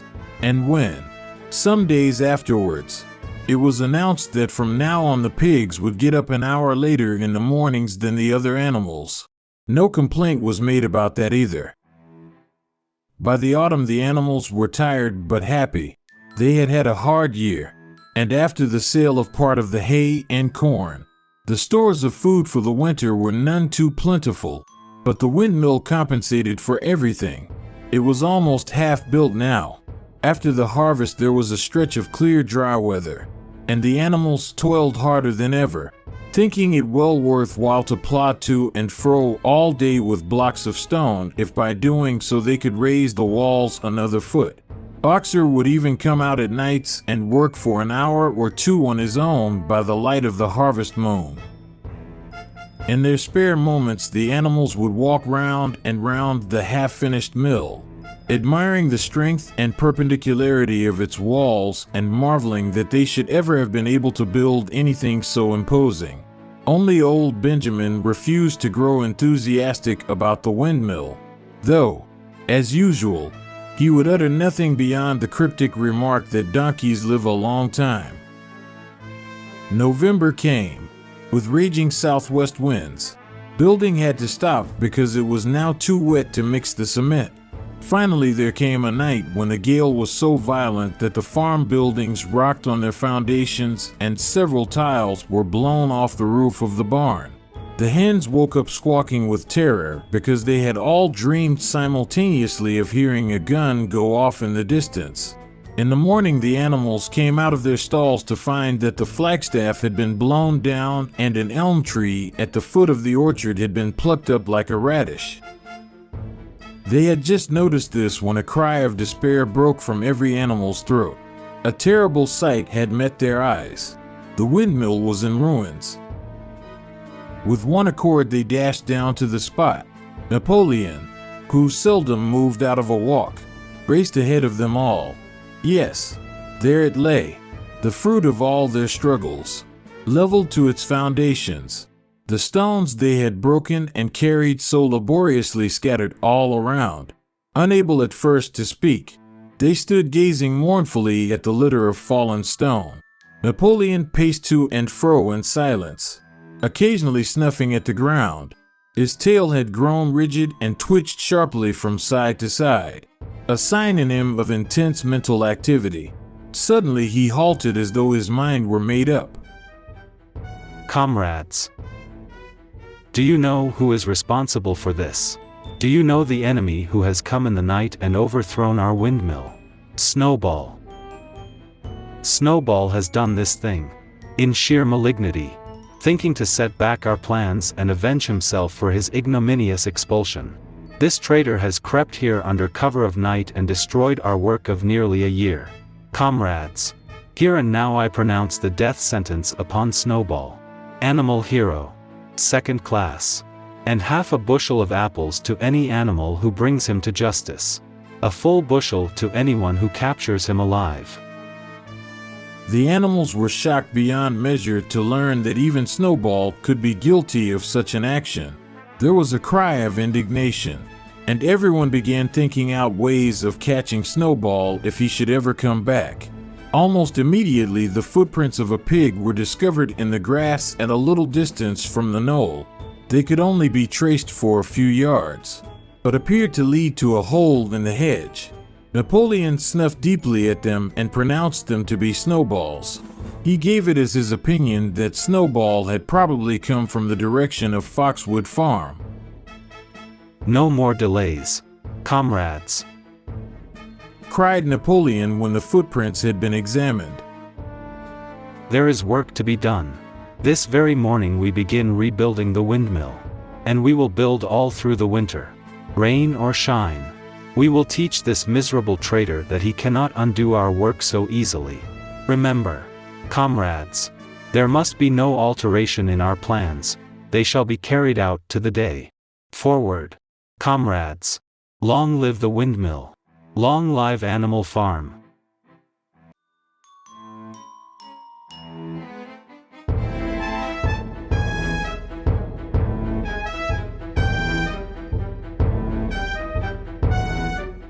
Chapter 7. It was a bitter winter. The stormy weather was followed by sleet and snow, and then by a hard frost which did not break till well into February. The animals carried on as best they could with the rebuilding of the windmill, well knowing that the outside world was watching them and that the envious human beings would rejoice and triumph if the mill were not finished on time. Out of spite, the human beings pretended not to believe that it was Snowball who had destroyed the windmill. They said that it had fallen down because the walls were too thin. The animals knew that this was not the case. Still, it had been decided to build the walls 3 feet thick this time instead of 18 inches as before, which meant collecting much larger quantities of stone. For a long time, the quarry was full of snowdrifts and nothing could be done. Some progress was made in the dry, frosty weather that followed, but it was cruel work, and the animals could not feel so hopeful about it as they had felt before. They were always cold, and usually hungry as well.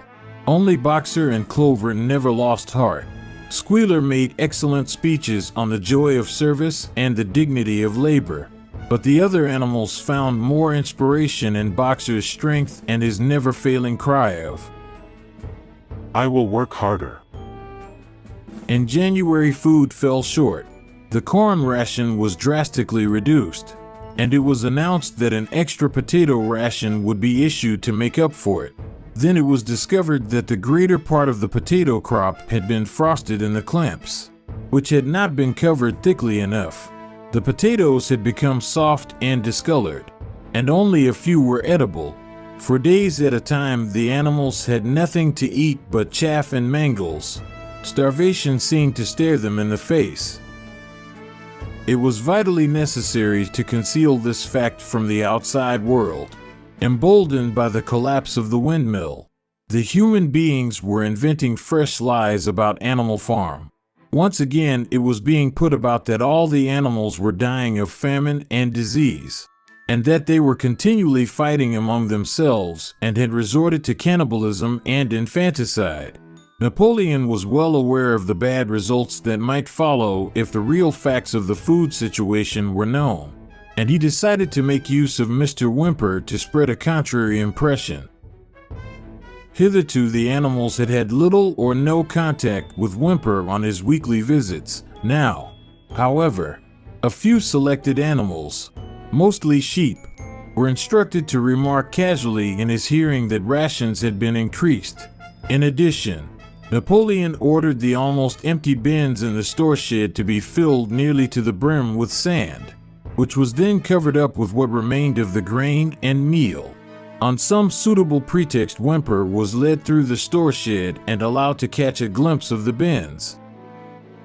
He was deceived, and continued to report to the outside world that there was no food shortage on Animal Farm. Nevertheless, towards the end of January, it became obvious that it would be necessary to procure some more grain from somewhere. In these days, Napoleon rarely appeared in public, but spent all his time in the farmhouse, which was guarded at each door by fierce-looking dogs.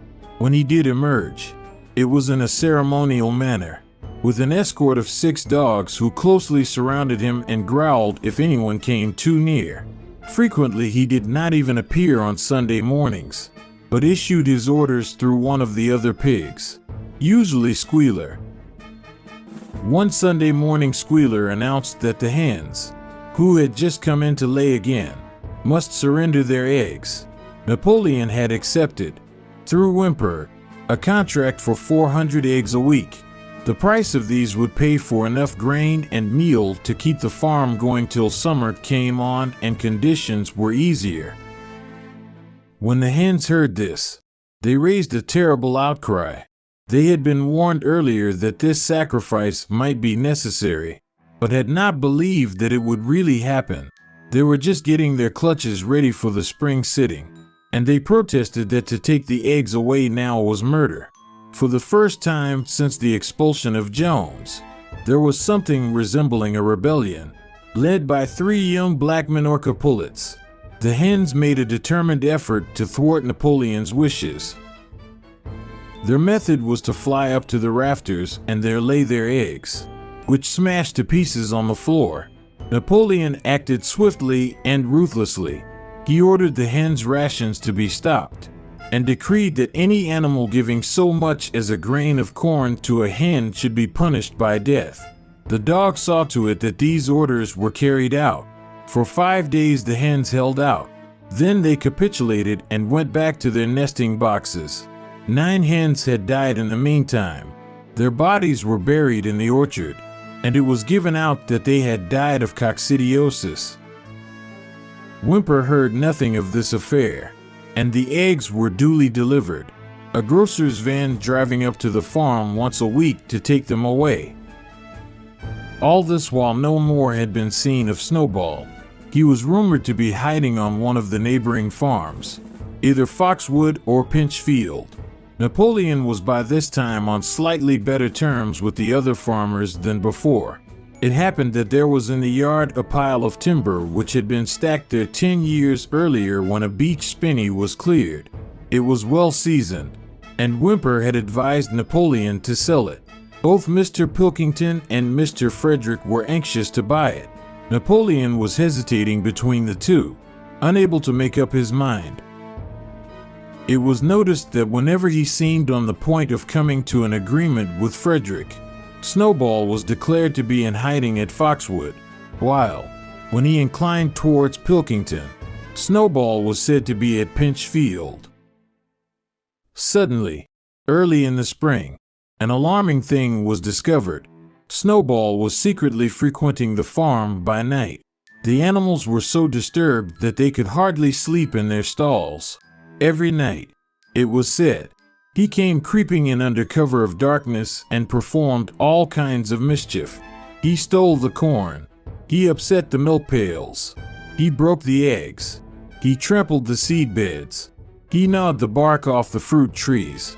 Whenever anything went wrong, it became usual to attribute it to Snowball.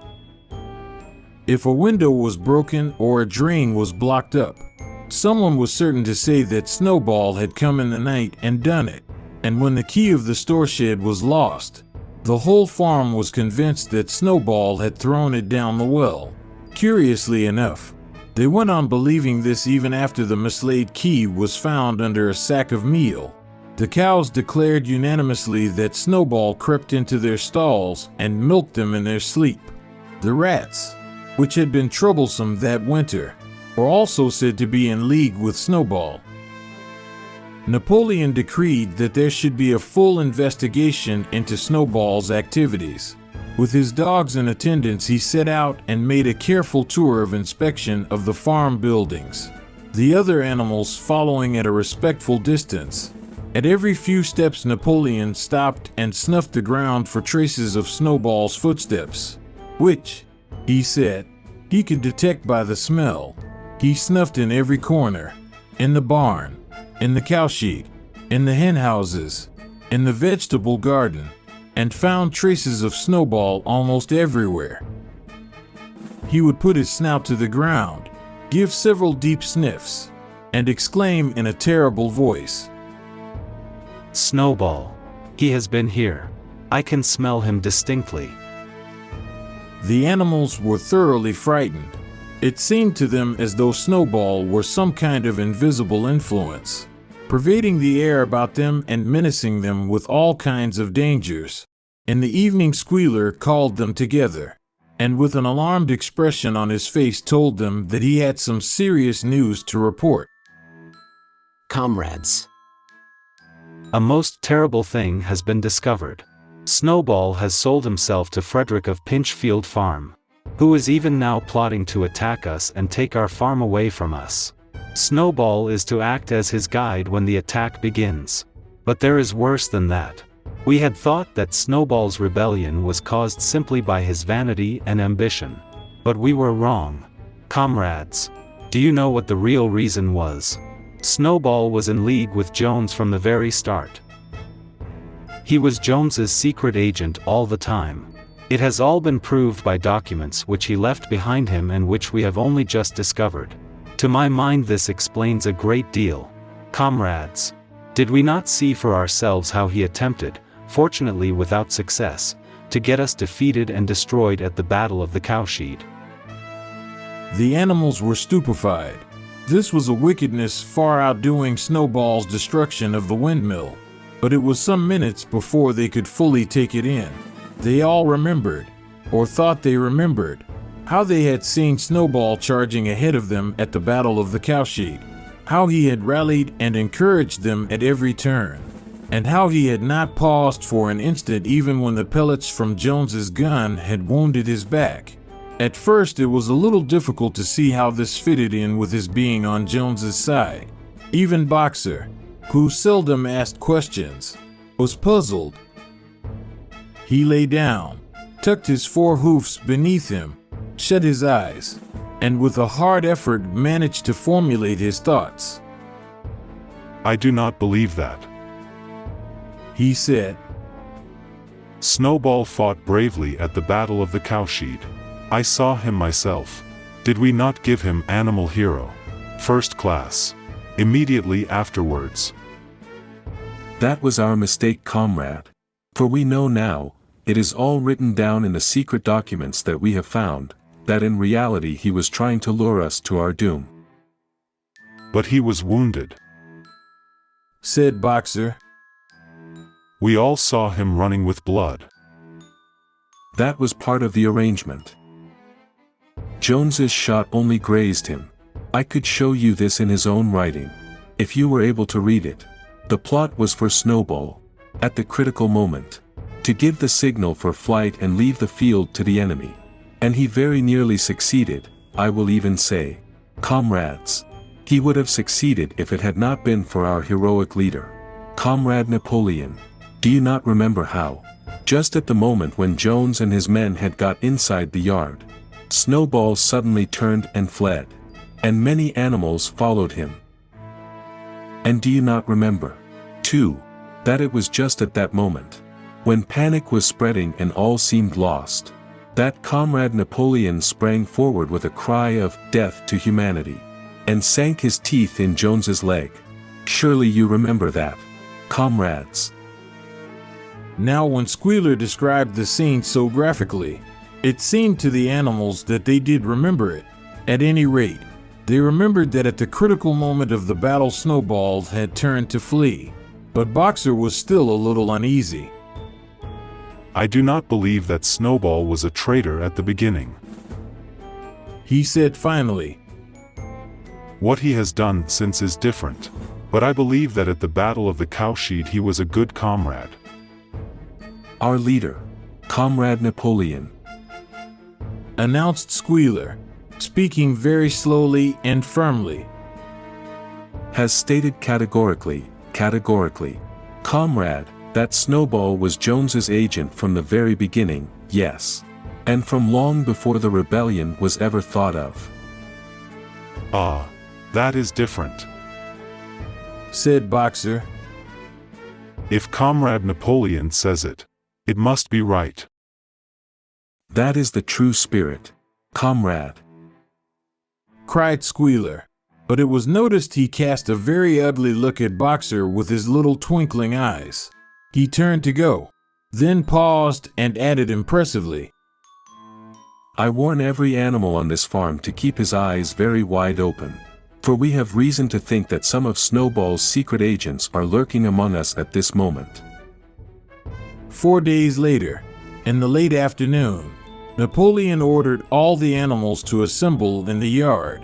When they were all gathered together, Napoleon emerged from the farmhouse, wearing both his medals, for he had recently awarded himself Animal Hero, First Class, and Animal Hero, Second Class, with his 9 huge dogs frisking round him and uttering growls that sent shivers down all the animals' spines. They all cowered silently in their places, seeming to know in advance that some terrible thing was about to happen. Napoleon stood sternly surveying his audience. Then he uttered a high-pitched whimper. Immediately the dogs bounded forward, seized 4 of the pigs by the ear and dragged them, squealing with pain and terror, to Napoleon's feet. The pigs' ears were bleeding. The dogs had tasted blood, and for a few moments they appeared to go quite mad. To the amazement of everybody, 3 of them flung themselves upon Boxer. Boxer saw them coming and put out his great hoof, caught a dog in midair, and pinned him to the ground. The dog shrieked for mercy, and the other 2 fled with their tails between their legs. Boxer looked at Napoleon to know whether he should crush the dog to death or let it go. Napoleon appeared to change countenance, and sharply ordered Boxer to let the dog go, whereat Boxer lifted his hoof, and the dog slunk away, bruised and howling. Presently the tumult died down. The 4 pigs waited, trembling, with guilt written on every line of their countenances. Napoleon now called upon them to confess their crimes. They were the same 4 pigs as had protested when Napoleon abolished the Sunday meetings. Without any further prompting, they confessed that they had been secretly in touch with Snowball ever since his expulsion, that they had collaborated with him in destroying the windmill, and that they had entered into an agreement with him to hand over Animal Farm to Mr. Frederick. They added that Snowball had privately admitted to them that he had been Jones's secret agent for years past. When they had finished their confession, the dogs promptly tore their throats out, and in a terrible voice Napoleon demanded whether any other animal had anything to confess. The 3 hens who had been the ringleaders in the attempted rebellion over the eggs now came forward and stated that Snowball had appeared to them in a dream and incited them to disobey Napoleon's orders. They, too, were slaughtered. Then a goose came forward and confessed to having secreted 6 ears of corn during the last year's harvest and eaten them in the night. Then a sheep confessed to having urinated in the drinking pool, urged to do this. So she said, by Snowball, and 2 other sheep confessed to having murdered an old ram, an especially devoted follower of Napoleon, by chasing him round and round a bonfire when he was suffering from a cough. They were all slain on the spot, and so the tale of confessions and executions went on, until there was a pile of corpses lying before Napoleon's feet, and the air was heavy with the smell of blood, which had been unknown there since the expulsion of Jones. When it was all over, the remaining animals, except for the pigs and dogs, crept away in a body. They were shaken and miserable. They did not know which was more shocking, the treachery of the animals who had leagued themselves with Snowball, or the cruel retribution they had just witnessed. In the old days there had often been scenes of bloodshed equally terrible, but it seemed to all of them that it was far worse now that it was happening among themselves. Since Jones had left the farm, until today, no animal had killed another animal. Not even a rat had been killed. They had made their way onto the little knoll where the half-finished windmill stood, and with one accord they all lay down as though huddling together for warmth. Clover, Muriel, Benjamin, the cows, the sheep, and a whole flock of geese and hens, everyone, indeed, except the cat, who had suddenly disappeared just before Napoleon ordered the animals to assemble. For some time nobody spoke. Only Boxer remained on his feet, He fidgeted to and fro, swishing his long black tail against his sides and occasionally uttering a little whinny of surprise. Finally he said, I do not understand it. I would not have believed that such things could happen on our farm. It must be due to some fault in ourselves. The solution, as I see it, is to work harder. From now onwards I shall get up a full hour earlier in the mornings. And he moved off at his lumbering trot and made for the quarry. Having got there, he collected 2 successive loads of stone and dragged them down to the windmill before retiring for the night. The animals huddled about Clover, not speaking. The knoll where they were lying gave them a wide prospect across the countryside. Most of Animal Farm was within their view, the long pasture stretching down to the main road, the hayfield, the spinney, the drinking pool, the plowed fields where the young wheat was thick and green, and the red roofs of the farm buildings with the smoke curling from the chimneys. It was a clear spring evening. The grass and the bursting hedges were gilded by the level rays of the sun. Never had the farm, and with a kind of surprise they remembered that it was their own farm. Every inch of it their own property appeared to the animals so desirable a place. As Clover looked down the hillside, her eyes filled with tears. If she could have spoken her thoughts, it would have been to say that this was not what they had aimed at when they had set themselves years ago to work for the overthrow of the human race. These scenes of terror and slaughter were not what they had looked forward to on that night when old Major first stirred them to rebellion. If she herself had had any picture of the future, it had been of a society of animals set free from hunger and the whip, all equal, each working according to his capacity, the strong protecting the weak, as she had protected the lost brood of ducklings with her foreleg on the night of Major's speech. Instead, she did not know why, they had come to a time when no one dared speak his mind, when fierce, growling dogs roamed everywhere, and when you had to watch your comrades torn to pieces after confessing to shocking crimes. There was no thought of rebellion or disobedience in her mind. She knew that, even as things were, they were far better off than they had been in the days of Jones, and that before all else it was needful to prevent the return of the human beings.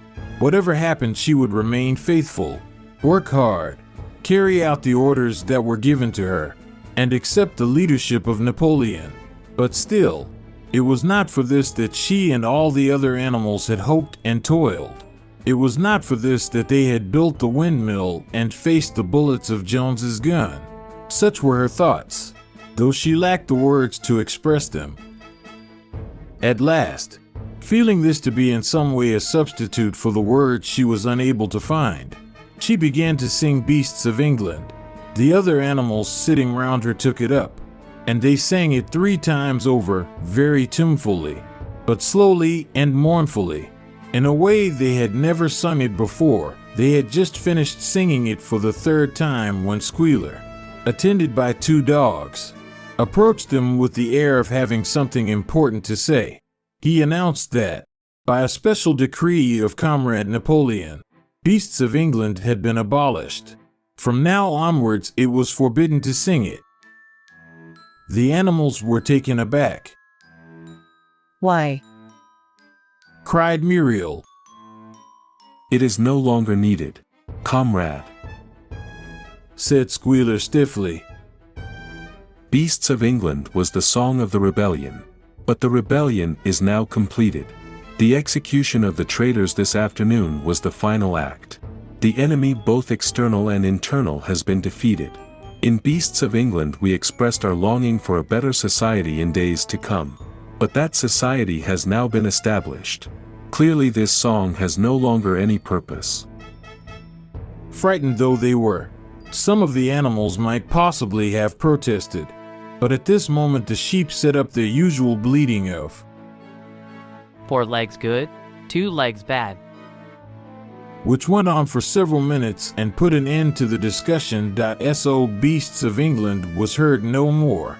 In its place Minimus, the poet, had composed another song which began Animal Farm. Animal Farm. Never through me shalt thou come to harm. And this was sung every Sunday morning after the hoisting of the flag. But somehow neither the words nor the tune ever seemed to the animals to come up to Beasts of England.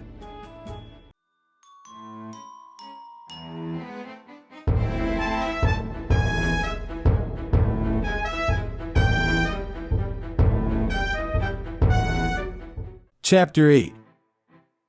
A few days later, when the terror caused by the executions had died down, some of the animals remembered, or thought they remembered, that the sixth commandment decreed, "No animal shall kill any other animal."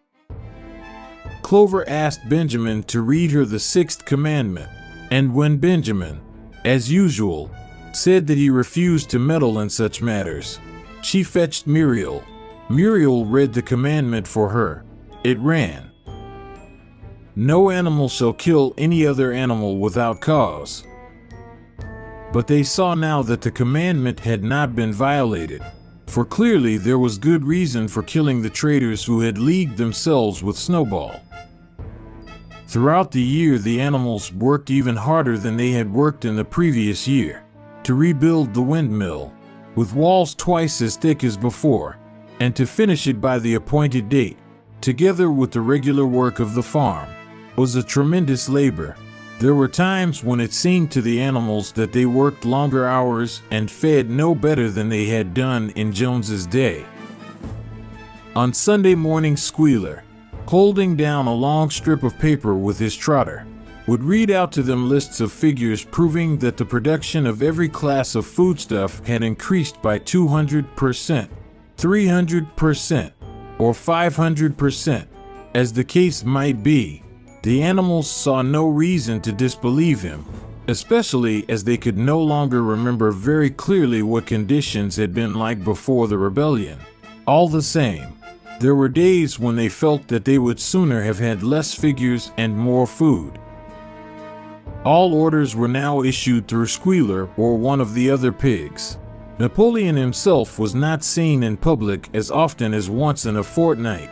When he did appear, he was attended not only by his retinue of dogs, but by a black cockerel who marched in front of him and acted as a kind of trumpeter, letting out a loud cock-a-doodle-doo before Napoleon spoke. Even in the farmhouse, it was said, Napoleon inhabited separate apartments from the others. He took his meals alone, with 2 dogs to wait upon him, and always ate from the Crown Derby dinner service which had been in the glass cupboard in the drawing room. It was also announced that the gun would be fired every year on Napoleon's birthday, as well as on the other 2 anniversaries. Napoleon was now never spoken of simply as Napoleon. He was always referred to in formal style as our leader, Comrade Napoleon, and the pigs liked to invent for him such titles as Father of all animals, Terror of mankind, Protector of the sheepfold, Duckling's friend, and the like. In his speeches, Squealer would talk with the tears rolling down his cheeks of Napoleon's wisdom, the goodness of his heart, and the deep love he bore to all animals everywhere, even and especially the unhappy animals who still lived in ignorance and slavery on other farms. It had become usual to give Napoleon the credit for every successful achievement and every stroke of good fortune. You would often hear one hen remark to another, "Under the guidance of our leader, Comrade Napoleon, the first have laid 5 eggs in 6 days," or 2 cows, enjoying a drink at the pool, would exclaim, "Thanks to the leadership of Comrade Napoleon, how excellent this water tastes." Friend of the fatherless, fountain of happiness, Lord of the swill bucket, oh, how my soul is on fire when I gaze at thy calm and commanding eye. Like the sun in the sky, Comrade Napoleon, thou art the giver of all that thy creatures love. Full belly twice a day, clean straw to roll upon. Every beast great or small sleeps at peace in his stall. Thou watchest over all. Comrade Napoleon, had I a sucking pig, ere he had grown as big even as a pint bottle or as a rolling pin, He should have learned to be faithful and true to thee. Yes, his first squeak should be, Comrade Napoleon. Napoleon approved of this poem and caused it to be inscribed on the wall of the big barn, at the opposite end from the 7 Commandments. It was surmounted by a portrait of Napoleon, in profile, executed by Squealer in white paint. Meanwhile, through the agency of Whymper, Napoleon was engaged in complicated negotiations with Frederick and Pilkington. The pile of timber was still unsold. Of the two, Frederick was the more anxious to get hold of it, but he would not offer a reasonable price. At the same time, there were renewed rumors that Frederick and his men were plotting to attack Animal Farm and to destroy the windmill, the building of which had aroused furious jealousy in him. Snowball was known to be still skulking on Pinchfield Farm. In the middle of the summer, the animals were alarmed to hear that 3 hens had come forward and confessed that, inspired by Snowball, they had entered into a plot to murder Napoleon. They were executed immediately, and fresh precautions for Napoleon's safety were taken. 4 dogs guarded his bed at night, 1 at each corner, and a young pig named Pink Eye was given the task of tasting all his food before he ate it, lest it should be poisoned. At about the same time, it was given out that Napoleon had arranged to sell the pile of timber to Mr. Pilkington. He was also going to enter into a regular agreement for the exchange of certain products between Animal Farm and Foxwood. The relations between Napoleon and Pilkington, though they were only conducted through Whymper, were now almost friendly. The animals distrusted Pilkington as a human being, but greatly preferred him to Frederick, whom they both feared and hated. As the summer wore on, and the windmill neared completion, the rumors of an impending treacherous attack grew stronger and stronger. Frederick, it was said, intended to bring against them 20 men all armed with guns, and he had already bribed the magistrates and police, so that if he could once get hold of the title deeds of Animal Farm, they would ask no questions. Moreover, terrible stories were leaking out from Pinchfield about the cruelties that Frederick practiced upon his animals. He had flogged an old horse to death. He starved his cows. He had killed a dog by throwing it into the furnace. He amused himself in the evenings by making cocks fight with splinters of razor blade tied to their spurs. The animals' blood boiled with rage when they heard of these things being done to their comrades, and sometimes they clamored to be allowed to go out in a body and attack Pinchfield Farm, drive out the humans, and set the animals free. But Squealer counseled them to avoid rash actions and trust in Comrade Napoleon's strategy. Nevertheless, feeling against Frederick continued to run high. One Sunday morning, Napoleon appeared in the barn and explained that he had never at any time contemplated selling the pile of timber to Frederick. He considered it beneath his dignity, he said, to have dealings with scoundrels of that description. The pigeons who were still sent out to spread tidings of the rebellion were forbidden to set foot anywhere on Foxwood, and were also ordered to drop their former slogan of death to humanity in favor of death to Frederick. The wheat crop was full of weeds, and it was discovered that on one of his nocturnal visits Snowball had mixed wheat seeds with the seed corn. A gander who had been privy to the plot had confessed his guilt to Squealer and immediately committed suicide by swallowing deadly nightshade berries. The animals now also learned that Snowball had never, as many of them had believed hitherto, received the order of Animal Hero, First Class. So far from being decorated, he had been censured for showing cowardice in the battle. Once again, some of the animals heard this with a certain bewilderment, but Squealer was soon able to convince them that their memories had been at fault. In the autumn, by a tremendous, exhausting effort, for the harvest had to be gathered at almost the same time, the windmill was finished. The machinery had still to be installed, and Whimper was negotiating the purchase of it. But the structure was completed, in the teeth of every difficulty, in spite of inexperience, of primitive implements, of bad luck, and of Snowball's treachery. The work had been finished punctually to the very day. Tired out but proud, the animals walked round and round their masterpiece, which appeared even more beautiful in their eyes than when it had been built the first time. Moreover, the walls were twice as thick as before. Nothing short of explosives would lay them low this time. And when they thought of how they had labored, what discouragements they had overcome, and the enormous difference that would be made in their lives when the sails were turning and the dynamos running, when they thought of all this, their tiredness forsook them and they gamboled round and round the windmill, uttering cries of triumph. Napoleon himself, attended by his dogs and his cockerel, came down to inspect the completed work. He personally congratulated the animals on their achievement and announced that the mill would be named Napoleon Mill. 2 days later, the animals were called together for a special meeting in the barn. They were struck dumb with surprise when Napoleon announced that he had sold the pile of timber to Frederick. Tomorrow Frederick's wagons would arrive and begin carting it away. Throughout the whole period of his seeming friendship with Pilkington, Napoleon had really been in secret agreement with Frederick. All relations with Foxwood had been broken off. Insulting messages had been sent to Pilkington. The pigeons had been told to avoid Pinchfield Farm and to alter their slogan from "Death to Frederick" to "Death to Pilkington." All these rumors had probably originated with Snowball and his agents. It now appeared that Snowball was not, after all, hiding on Pinchfield Farm, and in fact had never been there in his life. He was living in considerable luxury, so it was said, at Foxwood, and had in reality been a pensioner of Pilkington for years past. The pigs were in ecstasies over Napoleon's cunning. By seeming to be friendly with Pilkington, he had forced Frederick to raise his price by 12 pounds.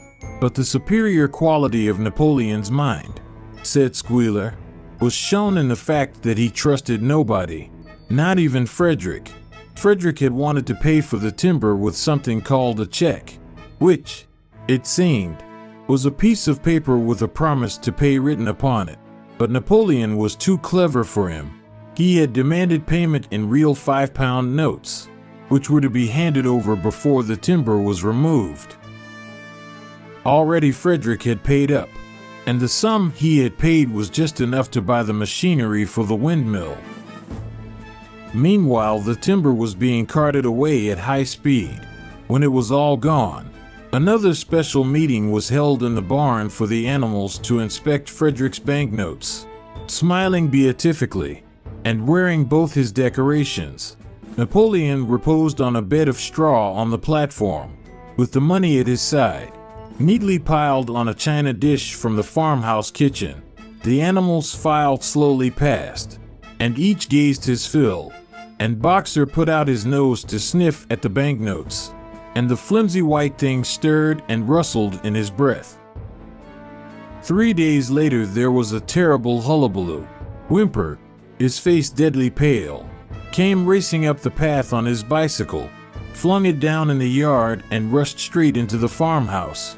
The next moment a choking roar of rage sounded from Napoleon's apartments. The news of what had happened sped round the farm like wildfire. The banknotes were forgeries. Frederick had got the timber for nothing. Napoleon called the animals together immediately and in a terrible voice pronounced the death sentence upon Frederick. When captured, he said, Frederick should be boiled alive. At the same time, he warned them that after this treacherous deed the worst was to be expected. Frederick and his men might make their long-expected attack at any moment. Sentinels were placed at all the approaches to the farm. In addition, 4 pigeons were sent to Foxwood with a conciliatory message, which it was hoped might re-establish good relations with Pilkington. The very next morning the attack came. The animals were at breakfast when the lookouts came racing in with the news that Frederick and his followers had already come through the 5-barred gate. Boldly enough, the animals sallied forth to meet them, but this time they did not have the easy victory that they had had in the Battle of the Cowshed. There were 15 men, with half a dozen guns between them, and they opened fire as soon as they got within 50 yards. The animals could not face the terrible explosions and the stinging pellets, and in spite of the efforts of Napoleon and Boxer to rally them, they were soon driven back. A number of them were already wounded. They took refuge in the farm buildings and peeped cautiously out from chinks and knotholes. The whole of the big pasture, including the windmill, was in the hands of the enemy. For the moment, even Napoleon seemed at a loss. He paced up and down without a word, his tail rigid and twitching. Wistful glances were sent in the direction of Foxwood. If Pilkington and his men would help them, the day might yet be won. But at this moment, the 4 pigeons, who had been sent out on the day before, returned, one of them bearing a scrap of paper from Pilkington. On it was penciled the words, "Serves you right." Meanwhile, Frederick and his men had halted about the windmill. The animals watched them, and a murmur of dismay went round. 2 of the men had produced a crowbar and a sledgehammer. They were going to knock the windmill down. "Impossible," cried Napoleon. "We have built the walls far too thick for that. They could not knock it down in a week. Courage, comrades." But Benjamin was watching the movements of the men intently. The 2 with the hammer and the crowbar were drilling a hole near the base of the windmill. Slowly, and with an air almost of amusement, Benjamin nodded his long muzzle. "I thought so," he said. "Do you not see what they are doing? In another moment they are going to pack blasting powder into that hole." Terrified, the animals waited. It was impossible now to venture out of the shelter of the buildings. After a few minutes, the men were seen to be running in all directions. Then there was a deafening roar. The pigeons swirled into the air, and all the animals, except Napoleon, flung themselves flat on their bellies and hid their faces. When they got up again, a huge cloud of black smoke was hanging where the windmill had been. Slowly the breeze drifted it away. The windmill had ceased to exist. At this sight, the animals' courage returned to them. The fear and despair they had felt a moment earlier were drowned in their rage against this vile, contemptible act. A mighty cry for vengeance went up, and without waiting for further orders, they charged forth in a body and made straight for the enemy. This time they did not heed the cruel pellets that swept over them like hail.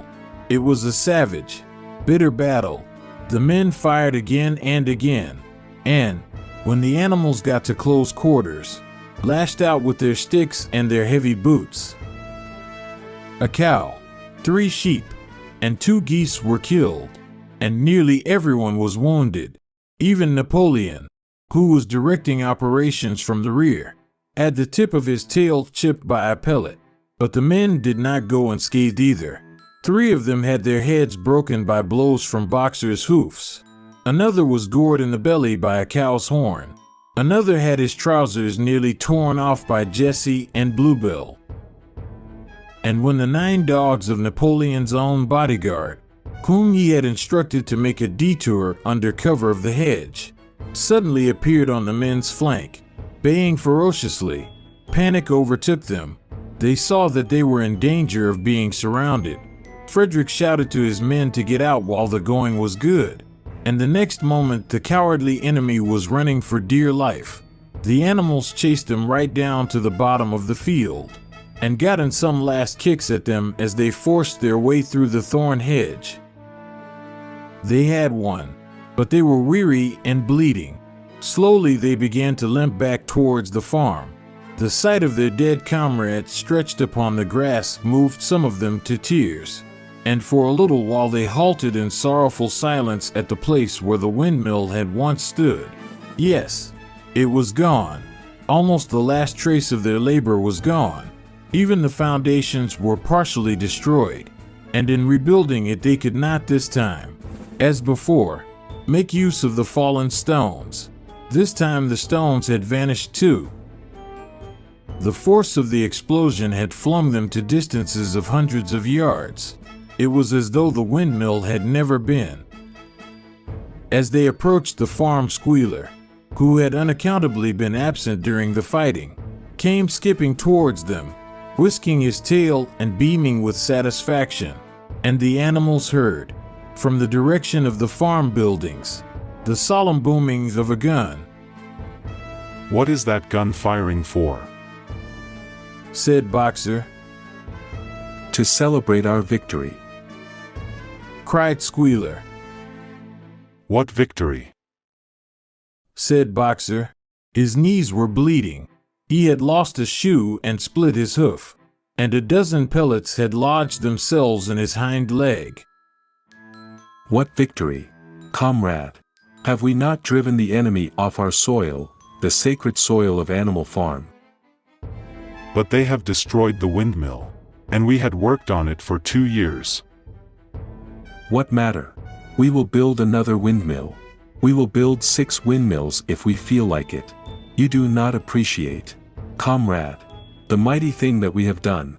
The enemy was in occupation of this very ground that we stand upon. And now, thanks to the leadership of Comrade Napoleon, we have won every inch of it back again. Then we have won back what we had before, said Boxer. That is our victory, said Squealer. They limped into the yard. The pellets under the skin of Boxer's leg smarted painfully. He saw ahead of him the heavy labor of rebuilding the windmill from the foundations, and already in imagination he braced himself for the task. But for the first time it occurred to him that he was 11 years old and that perhaps his great muscles were not quite what they had once been. But when the animals saw the green flag flying and heard the gun firing again, 7 times it was fired in all, and heard the speech that Napoleon made, congratulating them on their conduct, it did seem to them after all that they had won a great victory. The animals slain in the battle were given a solemn funeral. Boxer and Clover pulled the wagon which served as a hearse, and Napoleon himself walked at the head of the procession. 2 whole days were given over to celebrations. There were songs, speeches, and more firing of the gun, and a special gift of an apple was bestowed on every animal, with 2 ounces of corn for each bird and 3 biscuits for each dog. It was announced that the battle would be called the Battle of the Windmill, and that Napoleon had created a new decoration, the Order of the Green Banner, which he had conferred upon himself. In the general rejoicings, the unfortunate affair of the banknotes was forgotten. It was a few days later than this that the pigs came upon a case of whiskey in the cellars of the farmhouse. It had been overlooked at the time when the house was first occupied. That night there came from the farmhouse the sound of loud singing, in which, to everyone's surprise, the strains of Beasts of England were mixed up. At about 9:30, Napoleon, wearing an old bowler hat of Mr. Jones's, was distinctly seen to emerge from the back door, gallop rapidly round the yard, and disappear indoors again. But in the morning a deep silence hung over the farmhouse. Not a pig appeared to be stirring. It was nearly 9 o'clock when Squealer made his appearance, walking slowly and dejectedly, his eyes dull, his tail hanging limply behind him, and with every appearance of being seriously ill. He called the animals together and told them that he had a terrible piece of news to impart. Comrade Napoleon was dying. A cry of lamentation went up. Straw was laid down outside the doors of the farmhouse, and the animals walked on tiptoe. With tears in their eyes, they asked one another what they should do if their leader were taken away from them. A rumor went round that Snowball had after all contrived to introduce poison into Napoleon's food. At 11 o'clock Squealer came out to make another announcement. As his last act upon earth, Comrade Napoleon had pronounced a solemn decree: the drinking of alcohol was to be punished by death. By the evening, however, Napoleon appeared to be somewhat better, and the following morning Squealer was able to tell them that he was well on the way to recovery. By the evening of that day, Napoleon was back at work, and on the next day it was learned that he had instructed Whymper to purchase in Willingdon some booklets on brewing and distilling.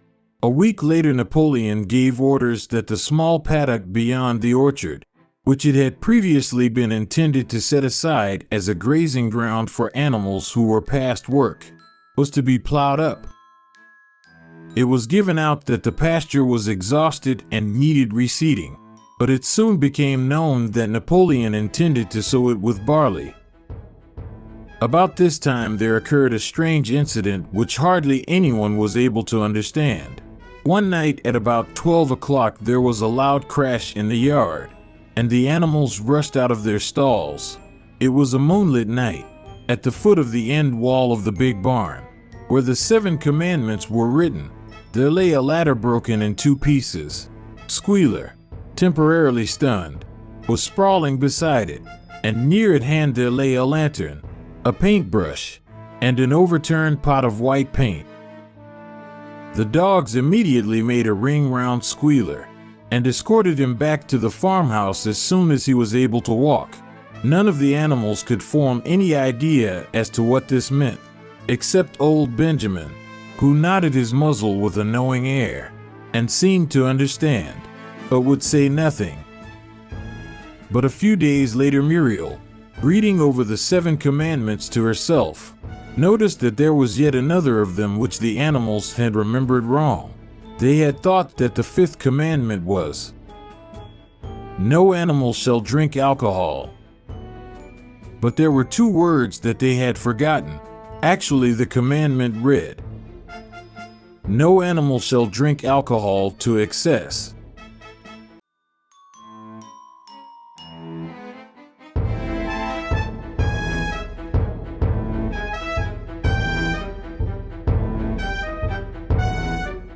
Chapter 9. Boxer's split hoof was a long time in healing. They had started the rebuilding of the windmill the day after the victory celebrations were ended. Boxer refused to take even a day off work, and made it a point of honor not to let it be seen that he was in pain. In the evenings he would admit privately to Clover that the hoof troubled him a great deal. Clover treated the hoof with poultices of herbs which she prepared by chewing them, and both she and Benjamin urged Boxer to work less hard. A horse's lungs do not last forever. But Boxer would not listen. He had, he said, only one real ambition left: to see the windmill well underway before he reached the age for retirement.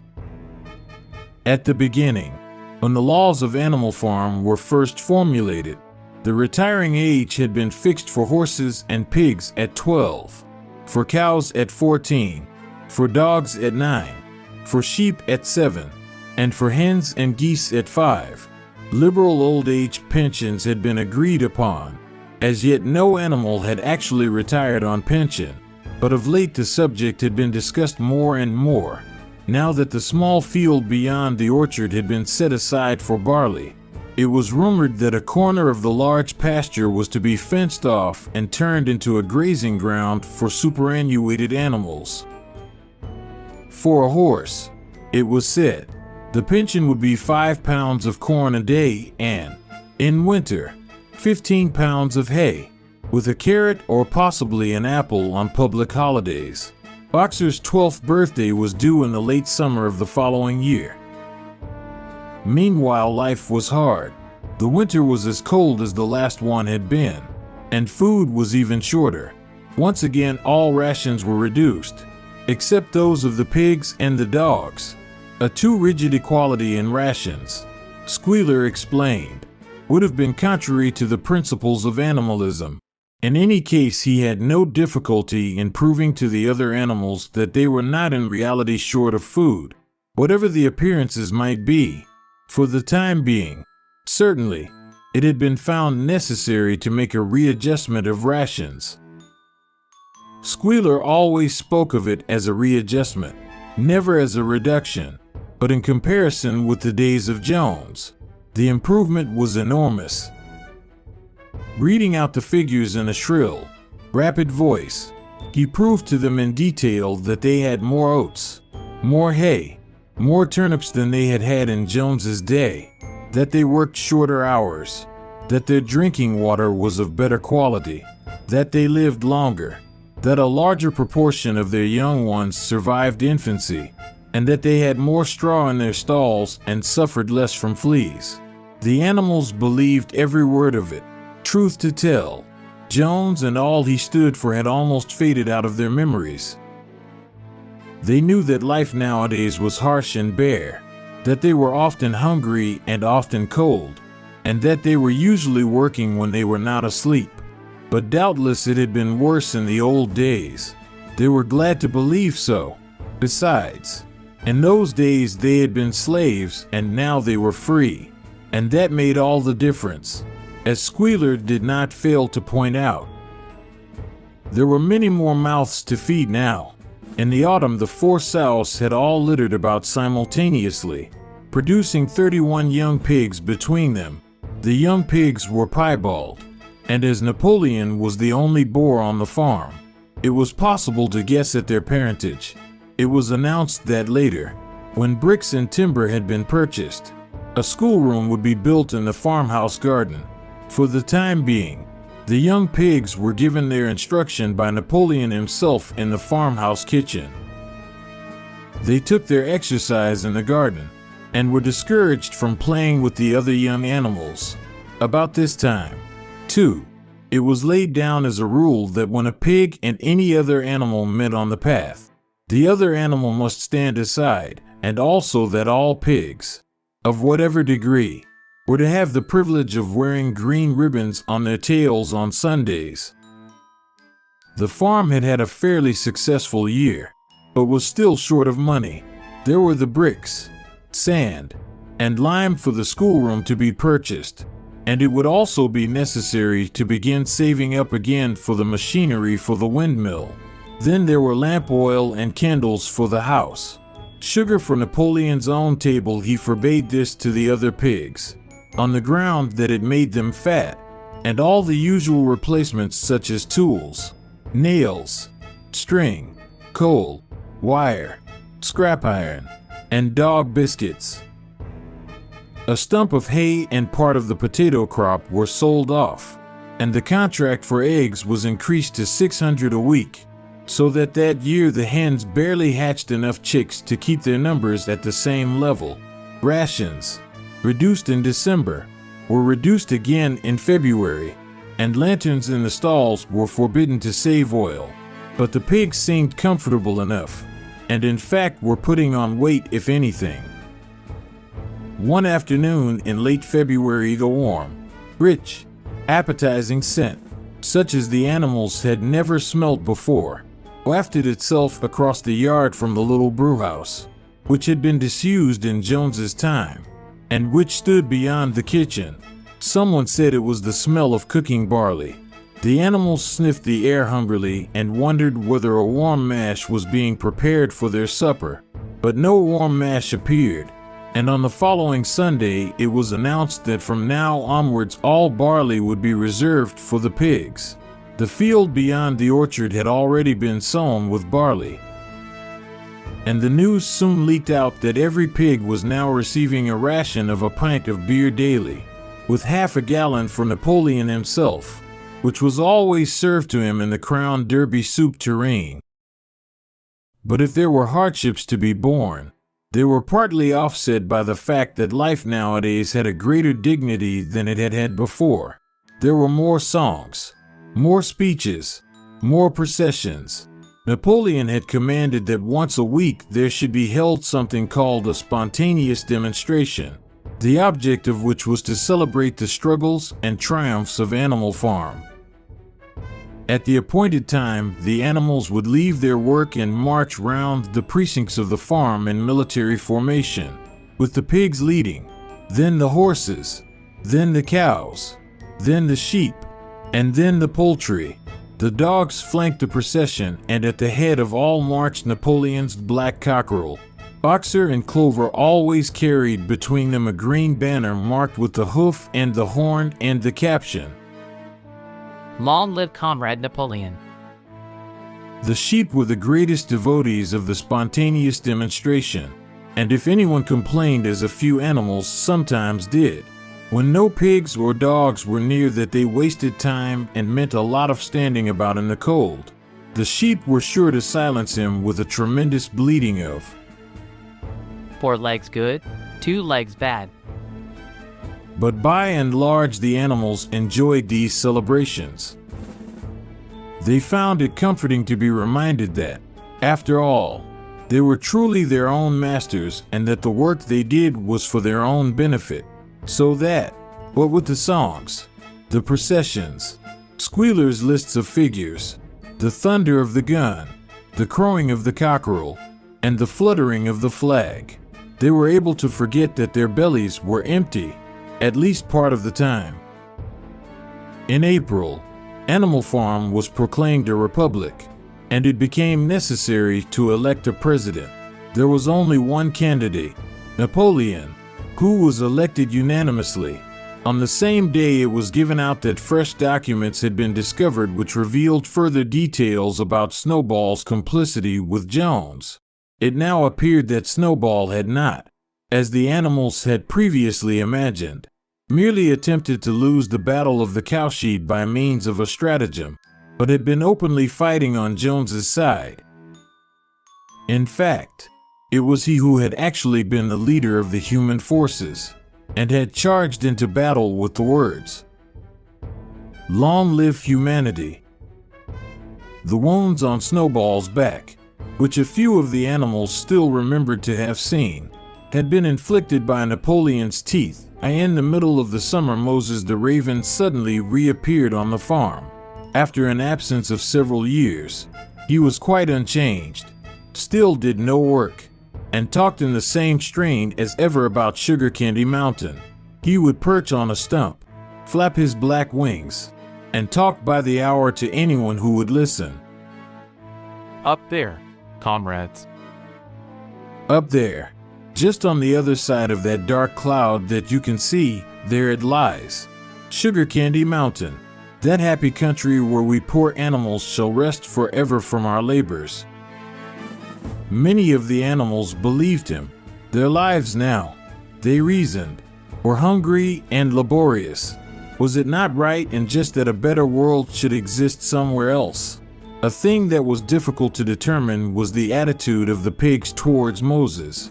They all declared contemptuously that his stories about Sugar Candy Mountain were lies, and yet they allowed him to remain on the farm, not working, with an allowance of a gill of beer a day. After his hoof had healed up, Boxer worked harder than ever. Indeed, all the animals worked like slaves that year, apart from the regular work of the farm and the rebuilding of the windmill. There was the schoolhouse for the young pigs, which was started in March. Sometimes the long hours on insufficient food were hard to bear, but Boxer never faltered, and nothing that he said or did was there any sign that his strength was not what it had been. It was only his appearance that was a little altered. His hide was less shiny than it had used to be, and his great haunches seemed to have shrunken. The others said, "Boxer will pick up when the spring grass comes on." But the spring came and Boxer grew no fatter. Sometimes on the slope leading to the top of the quarry, when he braced his muscles against the weight of some vast boulder, it seemed that nothing kept him on his feet except the will to continue. At such times his lips were seen to form the words, "I will work harder." He had no voice left.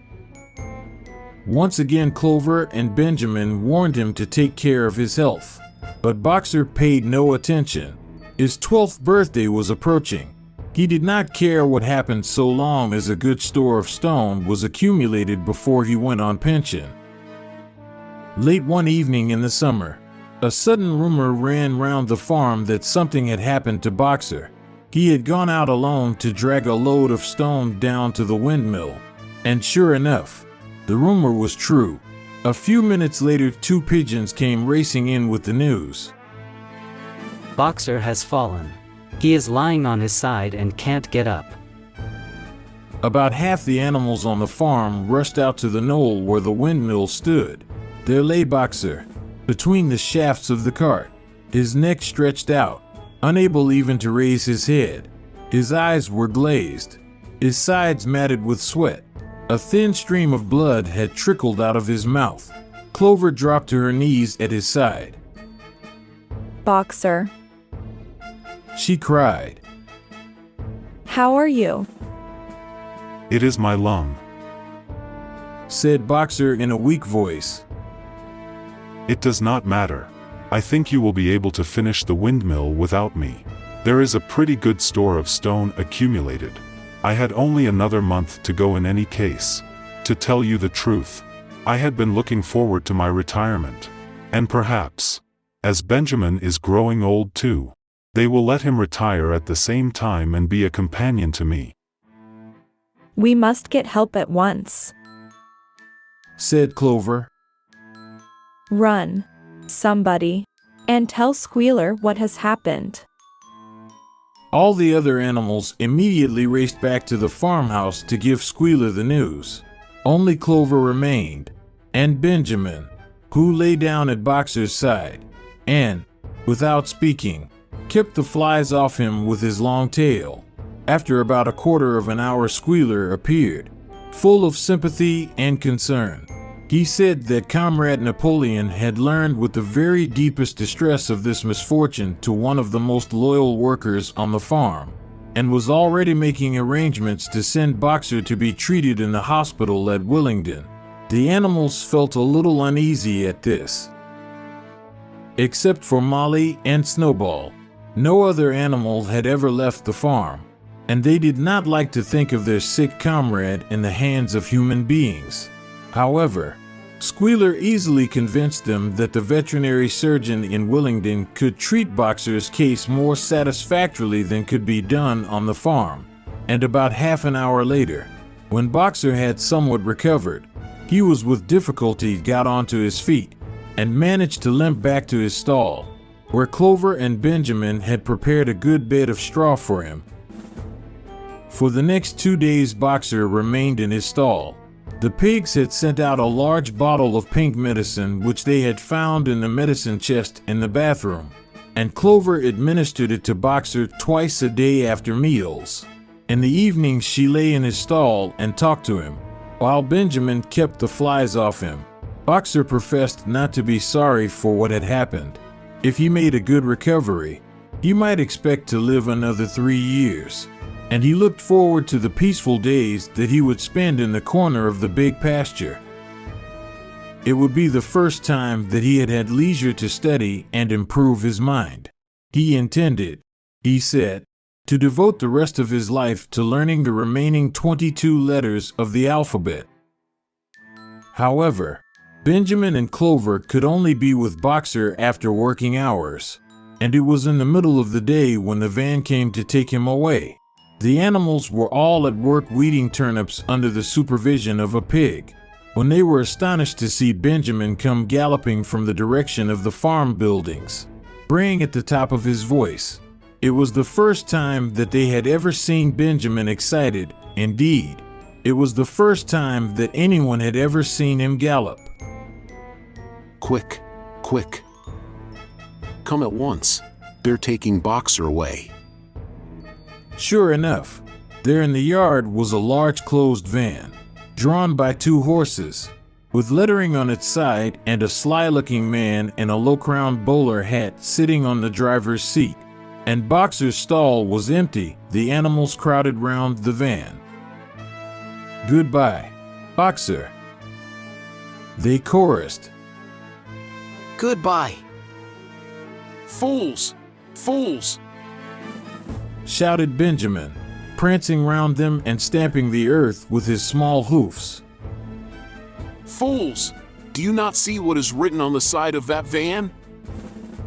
That gave the animals pause, and there was a hush. Muriel began to spell out the words. But Benjamin pushed her aside, and in the midst of a deadly silence he read, Alfred Simmons, horse slaughterer and glue boiler. Willingdon, dealer in hides and bone meal. Kennels supplied. Do you not understand what that means? They are taking Boxer to the knackers. A cry of horror burst from all the animals. At this moment the man on the box whipped up his horses and the van moved out of the yard at a smart trot. All the animals followed, crying out at the tops of their voices. Clover forced her way to the front. The van began to gather speed. Clover tried to stir her stout limbs to a gallop, and achieved a canter. Boxer. She cried. Boxer. Boxer. Boxer. And just at this moment, as though he had heard the uproar outside, Boxer's face, with the white stripe down his nose, appeared at the small window at the back of the van. Boxer. Cried Clover in a terrible voice. Boxer. Get out. Get out quickly. They are taking you to your death. All the animals took up the cry of, Get out. Boxer. Get out. It was uncertain whether Boxer had understood what Clover had said, but a moment later his face disappeared from the window and there was the sound of a tremendous drumming of hoofs inside the van. He was trying to kick his way out. The time had been when a few kicks from Boxer's hoofs would have smashed the van to matchwood, but alas, his strength had left him, and in a few moments the sound of drumming hoofs grew fainter and died away. In desperation, the animals began appealing to the two horses which drew the van to stop. Comrades, comrades, don't take your own brother to his death. Boxer's face did not reappear at the window. Too late. Someone thought of racing ahead and shutting the 5-barred gate, but in another moment the van was through it and rapidly disappearing down the road. Boxer was never seen again. 3 days later, it was announced that he had died in the hospital at Willingdon, in spite of receiving every attention a horse could have. Squealer came to announce the news to the others.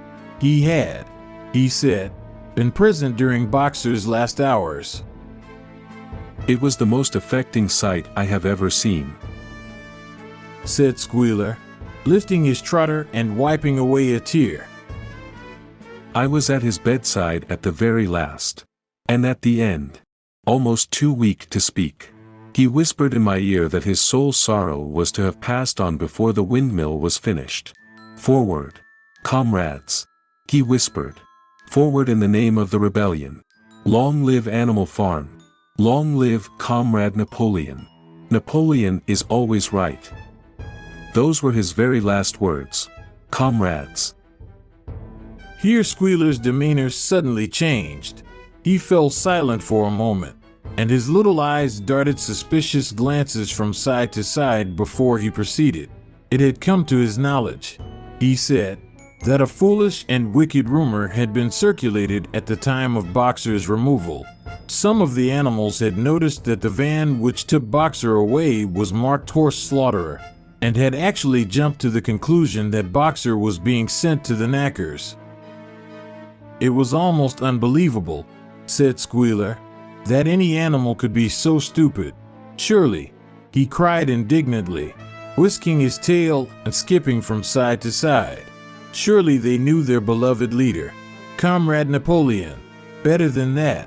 But the explanation was really very simple. The van had previously been the property of the knacker, and had been bought by the veterinary surgeon, who had not yet painted the old name out. That was how the mistake had arisen. The animals were enormously relieved to hear this, and when Squealer went on to give further graphic details of Boxer's deathbed, the admirable care he had received, and the expensive medicines for which Napoleon had paid without a thought as to the cost, their last doubts disappeared, and the sorrow that they felt for their comrade's death was tempered by the thought that at least he had died happy. Napoleon himself appeared at the meeting on the following Sunday morning and pronounced a short oration in Boxer's honor. It had not been possible, he said, to bring back their lamented comrades' remains for interment on the farm. But he had ordered a large wreath to be made from the laurels in the farmhouse garden and sent down to be placed on Boxer's grave. And in a few days' time the pigs intended to hold a memorial banquet in Boxer's honor. Napoleon ended his speech with a reminder of Boxer's two favorite maxims. "I will work harder and Comrade Napoleon is always right," maxims, he said, which every animal would do well to adopt as his own. On the day appointed for the banquet, a grocer's van drove up from Willingdon and delivered a large wooden crate at the farmhouse. That night there was the sound of uproarious singing, which was followed by what sounded like a violent quarrel and ended at about 11 o'clock with a tremendous crash of glass. No one stirred in the farmhouse before noon on the following day, and the word went round that from somewhere or other the pigs had acquired the money to buy themselves another case of whiskey.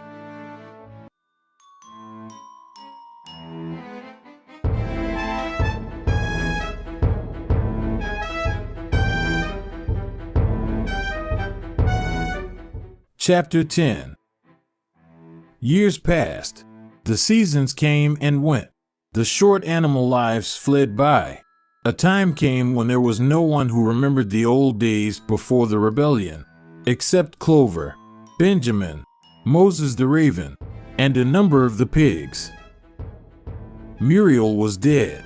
Bluebell, Jessie, and Pincher were dead. Jones too was dead. He had died in an inebriate's home in another part of the county. Snowball was forgotten. Boxer was forgotten, except by the few who had known him. Clover was an old stout mare now, stiff in the joints and with a tendency to rheumy eyes. She was 2 years past the retiring age, but in fact no animal had ever actually retired. The talk of setting aside a corner of the pasture for superannuated animals had long since been dropped. Napoleon was now a mature boar of 24 stone. Squealer was so fat that he could with difficulty see out of his eyes. Only old Benjamin was much the same as ever, except for being a little grayer about the muzzle, and, since Boxer's death, more morose and taciturn than ever. There were many more creatures on the farm now, though the increase was not so great as had been expected in earlier years. Many animals had been born to whom the rebellion was only a dim tradition, passed on by word of mouth, and others had been bought who had never heard mention of such a thing before their arrival. The farm possessed 3 horses now besides Clover. They were fine upstanding beasts, willing workers and good comrades, but very stupid. None of them proved able to learn the alphabet beyond the letter B. They accepted everything that they were told about the rebellion and the principles of animalism, especially from Clover, for whom they had an almost filial respect, but it was doubtful whether they understood very much of it. The farm was more prosperous now, and better organized. It had even been enlarged by 2 fields which had been bought from Mr. Pilkington. The windmill had been successfully completed at last, and the farm possessed a threshing machine and a hay elevator of its own, and various new buildings had been added to it. Whymper had bought himself a dogcart. The windmill, however, had not after all been used for generating electrical power. It was used for milling corn, and brought in a handsome money profit. The animals were hard at work building yet another windmill. When that one was finished, so it was said, the dynamos would be installed, but the luxuries of which Snowball had once taught the animals to dream, the stalls with electric light and hot and cold water, and the 3-day week, were no longer talked about. Napoleon had denounced such ideas as contrary to the spirit of animalism. The truest happiness, he said, lay in working hard and living frugally. Somehow it seemed as though the farm had grown richer without making the animals themselves any richer, except, of course, for the pigs and the dogs. Perhaps this was partly because there were so many pigs and so many dogs. It was not that these creatures did not work. After their fashion, there was, as Squealer was never tired of explaining, endless work in the supervision and organization of the farm. Much of this work was of a kind that the other animals were too ignorant to understand. For example, Squealer told them that the pigs had to expend enormous labors every day upon mysterious things called files, reports, minutes, and memoranda. These were large sheets of paper which had to be closely covered with writing, and as soon as they were so covered, they were burnt in the furnace. This was of the highest importance for the welfare of the farm, Squealer said, but still, neither pigs nor dogs produced any food by their own labor, and there were very many of them, and their appetites were always good. As for the others, their life, so far as they knew, was as it had always been. They were generally hungry, they slept on straw, they drank from the pool, they labored in the fields. In winter they were troubled by the cold, and in summer by the flies. Sometimes the older ones among them racked their dim memories and tried to determine whether in the early days of the rebellion, when Jones's expulsion was still recent, things had been better or worse than now. They could not remember. There was nothing with which they could compare their present lives. They had nothing to go upon except Squealer's lists of figures, which invariably demonstrated that everything was getting better and better. The animals found the problem insoluble. In any case, they had little time for speculating on such things now. Only old Benjamin professed to remember every detail of his long life and to know that things never had been, nor ever could be much better or much worse, hunger, hardship, and disappointment being, so he said, the unalterable law of life. And yet the animals never gave up hope. More, they never lost, even for an instant, their sense of honor and privilege in being members of Animal Farm. They were still the only farm in the whole county, in all England, owned and operated by animals. Not one of them, not even the youngest, not even the newcomers who had been brought from farms 10 or 20 miles away, ever ceased to marvel at that. And when they heard the gun booming and saw the green flag fluttering at the masthead, their hearts swelled with imperishable pride, and the talk turned always towards the old heroic days, the expulsion of Jones, the writing of the 7 Commandments, the great battles in which the human invaders had been defeated. None of the old dreams had been abandoned. The Republic of the Animals which Major had foretold, when the green fields of England should be untrodden by human feet, was still believed in. Some day it was coming. It might not be soon. It might not be within the lifetime of any animal now living, but still it was coming. Even the tune of Beasts of England was perhaps hummed secretly here and there. At any rate, it was a fact that every animal on the farm knew it, though no one would have dared to sing it aloud. It might be that their lives were hard and that not all of their hopes had been fulfilled, but they were conscious that they were not as other animals. If they went hungry, it was not from feeding tyrannical human beings. If they worked hard, at least they worked for themselves. No creature among them went upon 2 legs. No creature called any other creature master. One day in early summer, Squealer ordered the sheep to follow him, and led them out to a piece of waste ground at the other end of the farm, which had become overgrown with birch saplings. The sheep spent the whole day there browsing at the leaves under Squealer's supervision. In the evening he returned to the farmhouse himself, but, as it was warm weather, told the sheep to stay where they were. It ended by their remaining there for a whole week, during which time the other animals saw nothing of them. Squealer was with them for the greater part of every day. He was, he said, teaching them to sing a new song, for which privacy was needed. It was just after the sheep had returned, on a pleasant evening when the animals had finished work and were making their way back to the farm buildings, that the terrified neighing of a horse sounded from the yard. Startled, the animals stopped in their tracks. It was Clover's voice. She neighed again, and all the animals broke into a gallop and rushed into the yard. Then they saw what Clover had seen. It was a pig walking on his hind legs. Yes, it was Squealer, a little awkwardly, as though not quite used to supporting his considerable bulk in that position, but with perfect balance.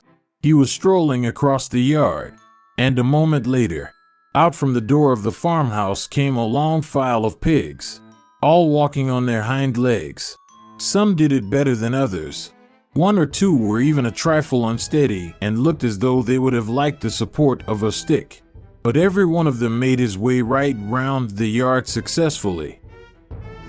And finally there was a tremendous baying of dogs and a shrill crowing from the black cockerel. And out came Napoleon himself, majestically upright, casting haughty glances from side to side, and with his dogs gambolling round him. He carried a whip in his trotter. There was a deadly silence. Amazed, terrified, huddling together, the animals watched the long line of pigs march slowly round the yard. It was as though the world had turned upside down. Then there came a moment when the first shock had worn off, and when, in spite of everything, in spite of the terror of the dogs, and of the habit, developed through long years, of never complaining, never criticizing, no matter what happened, they might have uttered some word of protest. But just at that moment, as though at a signal, all the sheep burst out into a tremendous bleating of 4 legs good, 2 legs better. 4 legs good, 2 legs better. 4 legs good, 2 legs better. It went on for 5 minutes without stopping, and by the time the sheep had quieted down, the chance to utter any protest had passed, for the pigs had marched back into the farmhouse. Benjamin felt a nose nuzzling at his shoulder. He looked round. It was Clover. Her old eyes looked dimmer than ever. Without saying anything, she tugged gently at his mane and led him round to the end of the big barn, where the 7 commandments were written. For a minute or two they stood gazing at the tarred wall with its white lettering. My sight is failing, she said finally. Even when I was young I could not have read what was written there. But it appears to me that that wall looks different. Are the 7 commandments the same as they used to be, Benjamin? For once Benjamin consented to break his rule, and he read out to her what was written on the wall. There was nothing there now except a single commandment. It ran, All animals are equal, but some animals are more equal than others. After that, it did not seem strange when next day the pigs who were supervising the work of the farm all carried whips in their trotters.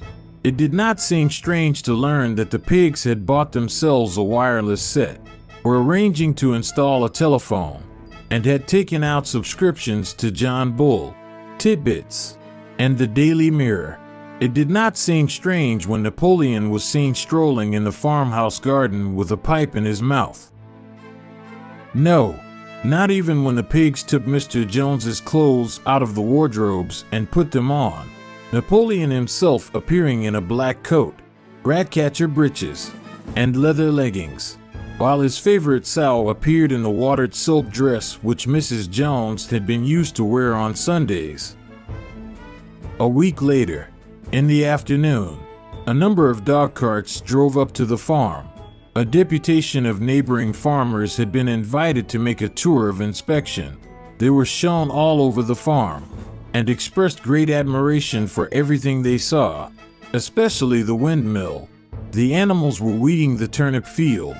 They worked diligently, hardly raising their faces from the ground, and not knowing whether to be more frightened of the pigs or of the human visitors. That evening loud laughter and bursts of singing came from the farmhouse, and suddenly, at the sound of the mingled voices, the animals were stricken with curiosity. What could be happening in there, now that for the first time animals and human beings were meeting on terms of equality? With one accord, they began to creep as quietly as possible into the farmhouse garden. At the gate they paused, half frightened to go on, but Clover led the way in. They tiptoed up to the house, and such animals as were tall enough peered in at the dining room window. There, round the long table, sat half a dozen farmers and half a dozen of the more eminent pigs, Napoleon himself occupying the seat of honor at the head of the table. The pigs appeared completely at ease in their chairs. The company had been enjoying a game of cards, but had broken off for the moment, evidently in order to drink a toast. A large jug was circulating, and the mugs were being refilled with beer. No one noticed the wondering faces of the animals that gazed in at the window. Mr. Pilkington, of Foxwood, had stood up, his mug in his hand. In a moment, he said, he would ask the present company to drink a toast, but before doing so, there were a few words that he felt it incumbent upon him to say. It was a source of great satisfaction to him, he said, and he was sure, to all others present, to feel that a long period of mistrust and misunderstanding had now come to an end. There had been a time, not that he, or any of the present company, had shared such sentiments, but there had been a time when the respected proprietors of Animal Farm had been regarded, he would not say with hostility, but perhaps with a certain measure of misgiving, by their human neighbors. Unfortunate incidents had occurred. Mistaken ideas had been current. It had been felt that the existence of a farm owned and operated by pigs was somehow abnormal and was liable to have an unsettling effect in the neighborhood. Too many farmers had assumed, without due inquiry, that on such a farm a spirit of license and indiscipline would prevail. They had been nervous about the effects upon their own animals, or even upon their human employees, but all such doubts were now dispelled. Today he and his friends had visited Animal Farm and inspected every inch of it with their own eyes. And what did they find? Not only the most up-to-date methods, but a discipline and an orderliness which should be an example to all farmers everywhere. He believed that he was right in saying that the lower animals on Animal Farm did more work and received less food than any animals in the county. Indeed, he and his fellow visitors today had observed many features which they intended to introduce on their own farms immediately. He would end his remarks, he said, by emphasizing once again the friendly feelings that subsisted, and ought to subsist, between Animal Farm and its neighbors. Between pigs and human beings there was not, and there need not be, any clash of interests whatever. Their struggles and their difficulties were one. Was not the labor problem the same everywhere? Here it became apparent that Mr. Pilkington was about to spring some carefully prepared witticism on the company, but for a moment he was too overcome by amusement to be able to utter it. After much choking, during which his various chins turned purple, he managed to get it out. If you have your lower animals to contend with, we have our lower classes. This bon mot set the table in a roar, and Mr. Pilkington once again congratulated the pigs on the low rations, the long working hours, and the general absence of pampering which he had observed on Animal Farm. And now, he said finally, he would ask the company to rise to their feet and make certain that their glasses were full. Gentlemen, concluded Mr. Pilkington. Gentlemen, I give you a toast to the prosperity of Animal Farm. There was enthusiastic cheering and stamping of feet. Napoleon was so gratified that he left his place and came round the table to clink his mug against Mr. Pilkington's before emptying it. When the cheering had died down, Napoleon, who had remained on his feet, intimated that he too had a few words to say. Like all of Napoleon's speeches, it was short and to the point. He too, he said, was happy that the period of misunderstanding was at an end. For a long time there had been rumors circulated.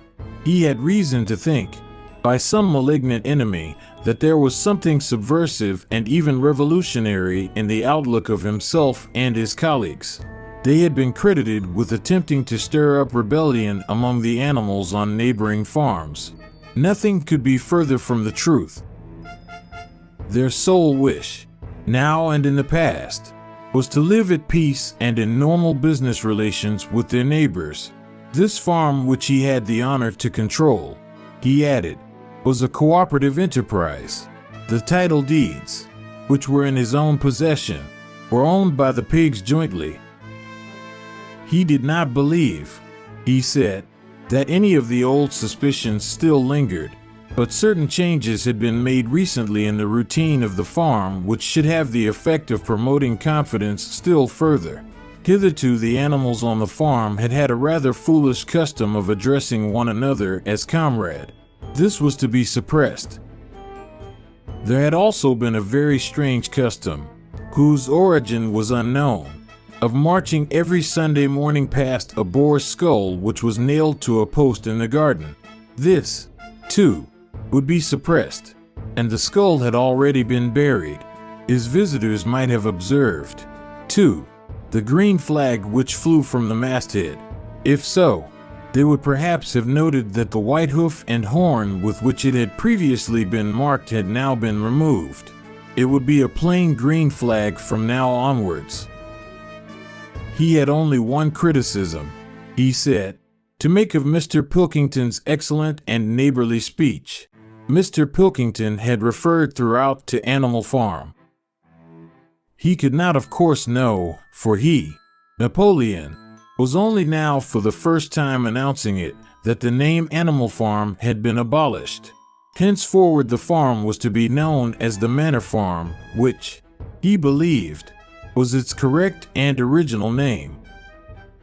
Gentlemen, concluded Napoleon, I will give you the same toast as before, but in a different form. Fill your glasses to the brim. Gentlemen, here is my toast, to the prosperity of the Manor Farm. There was the same hearty cheering as before, and the mugs were emptied to the dregs.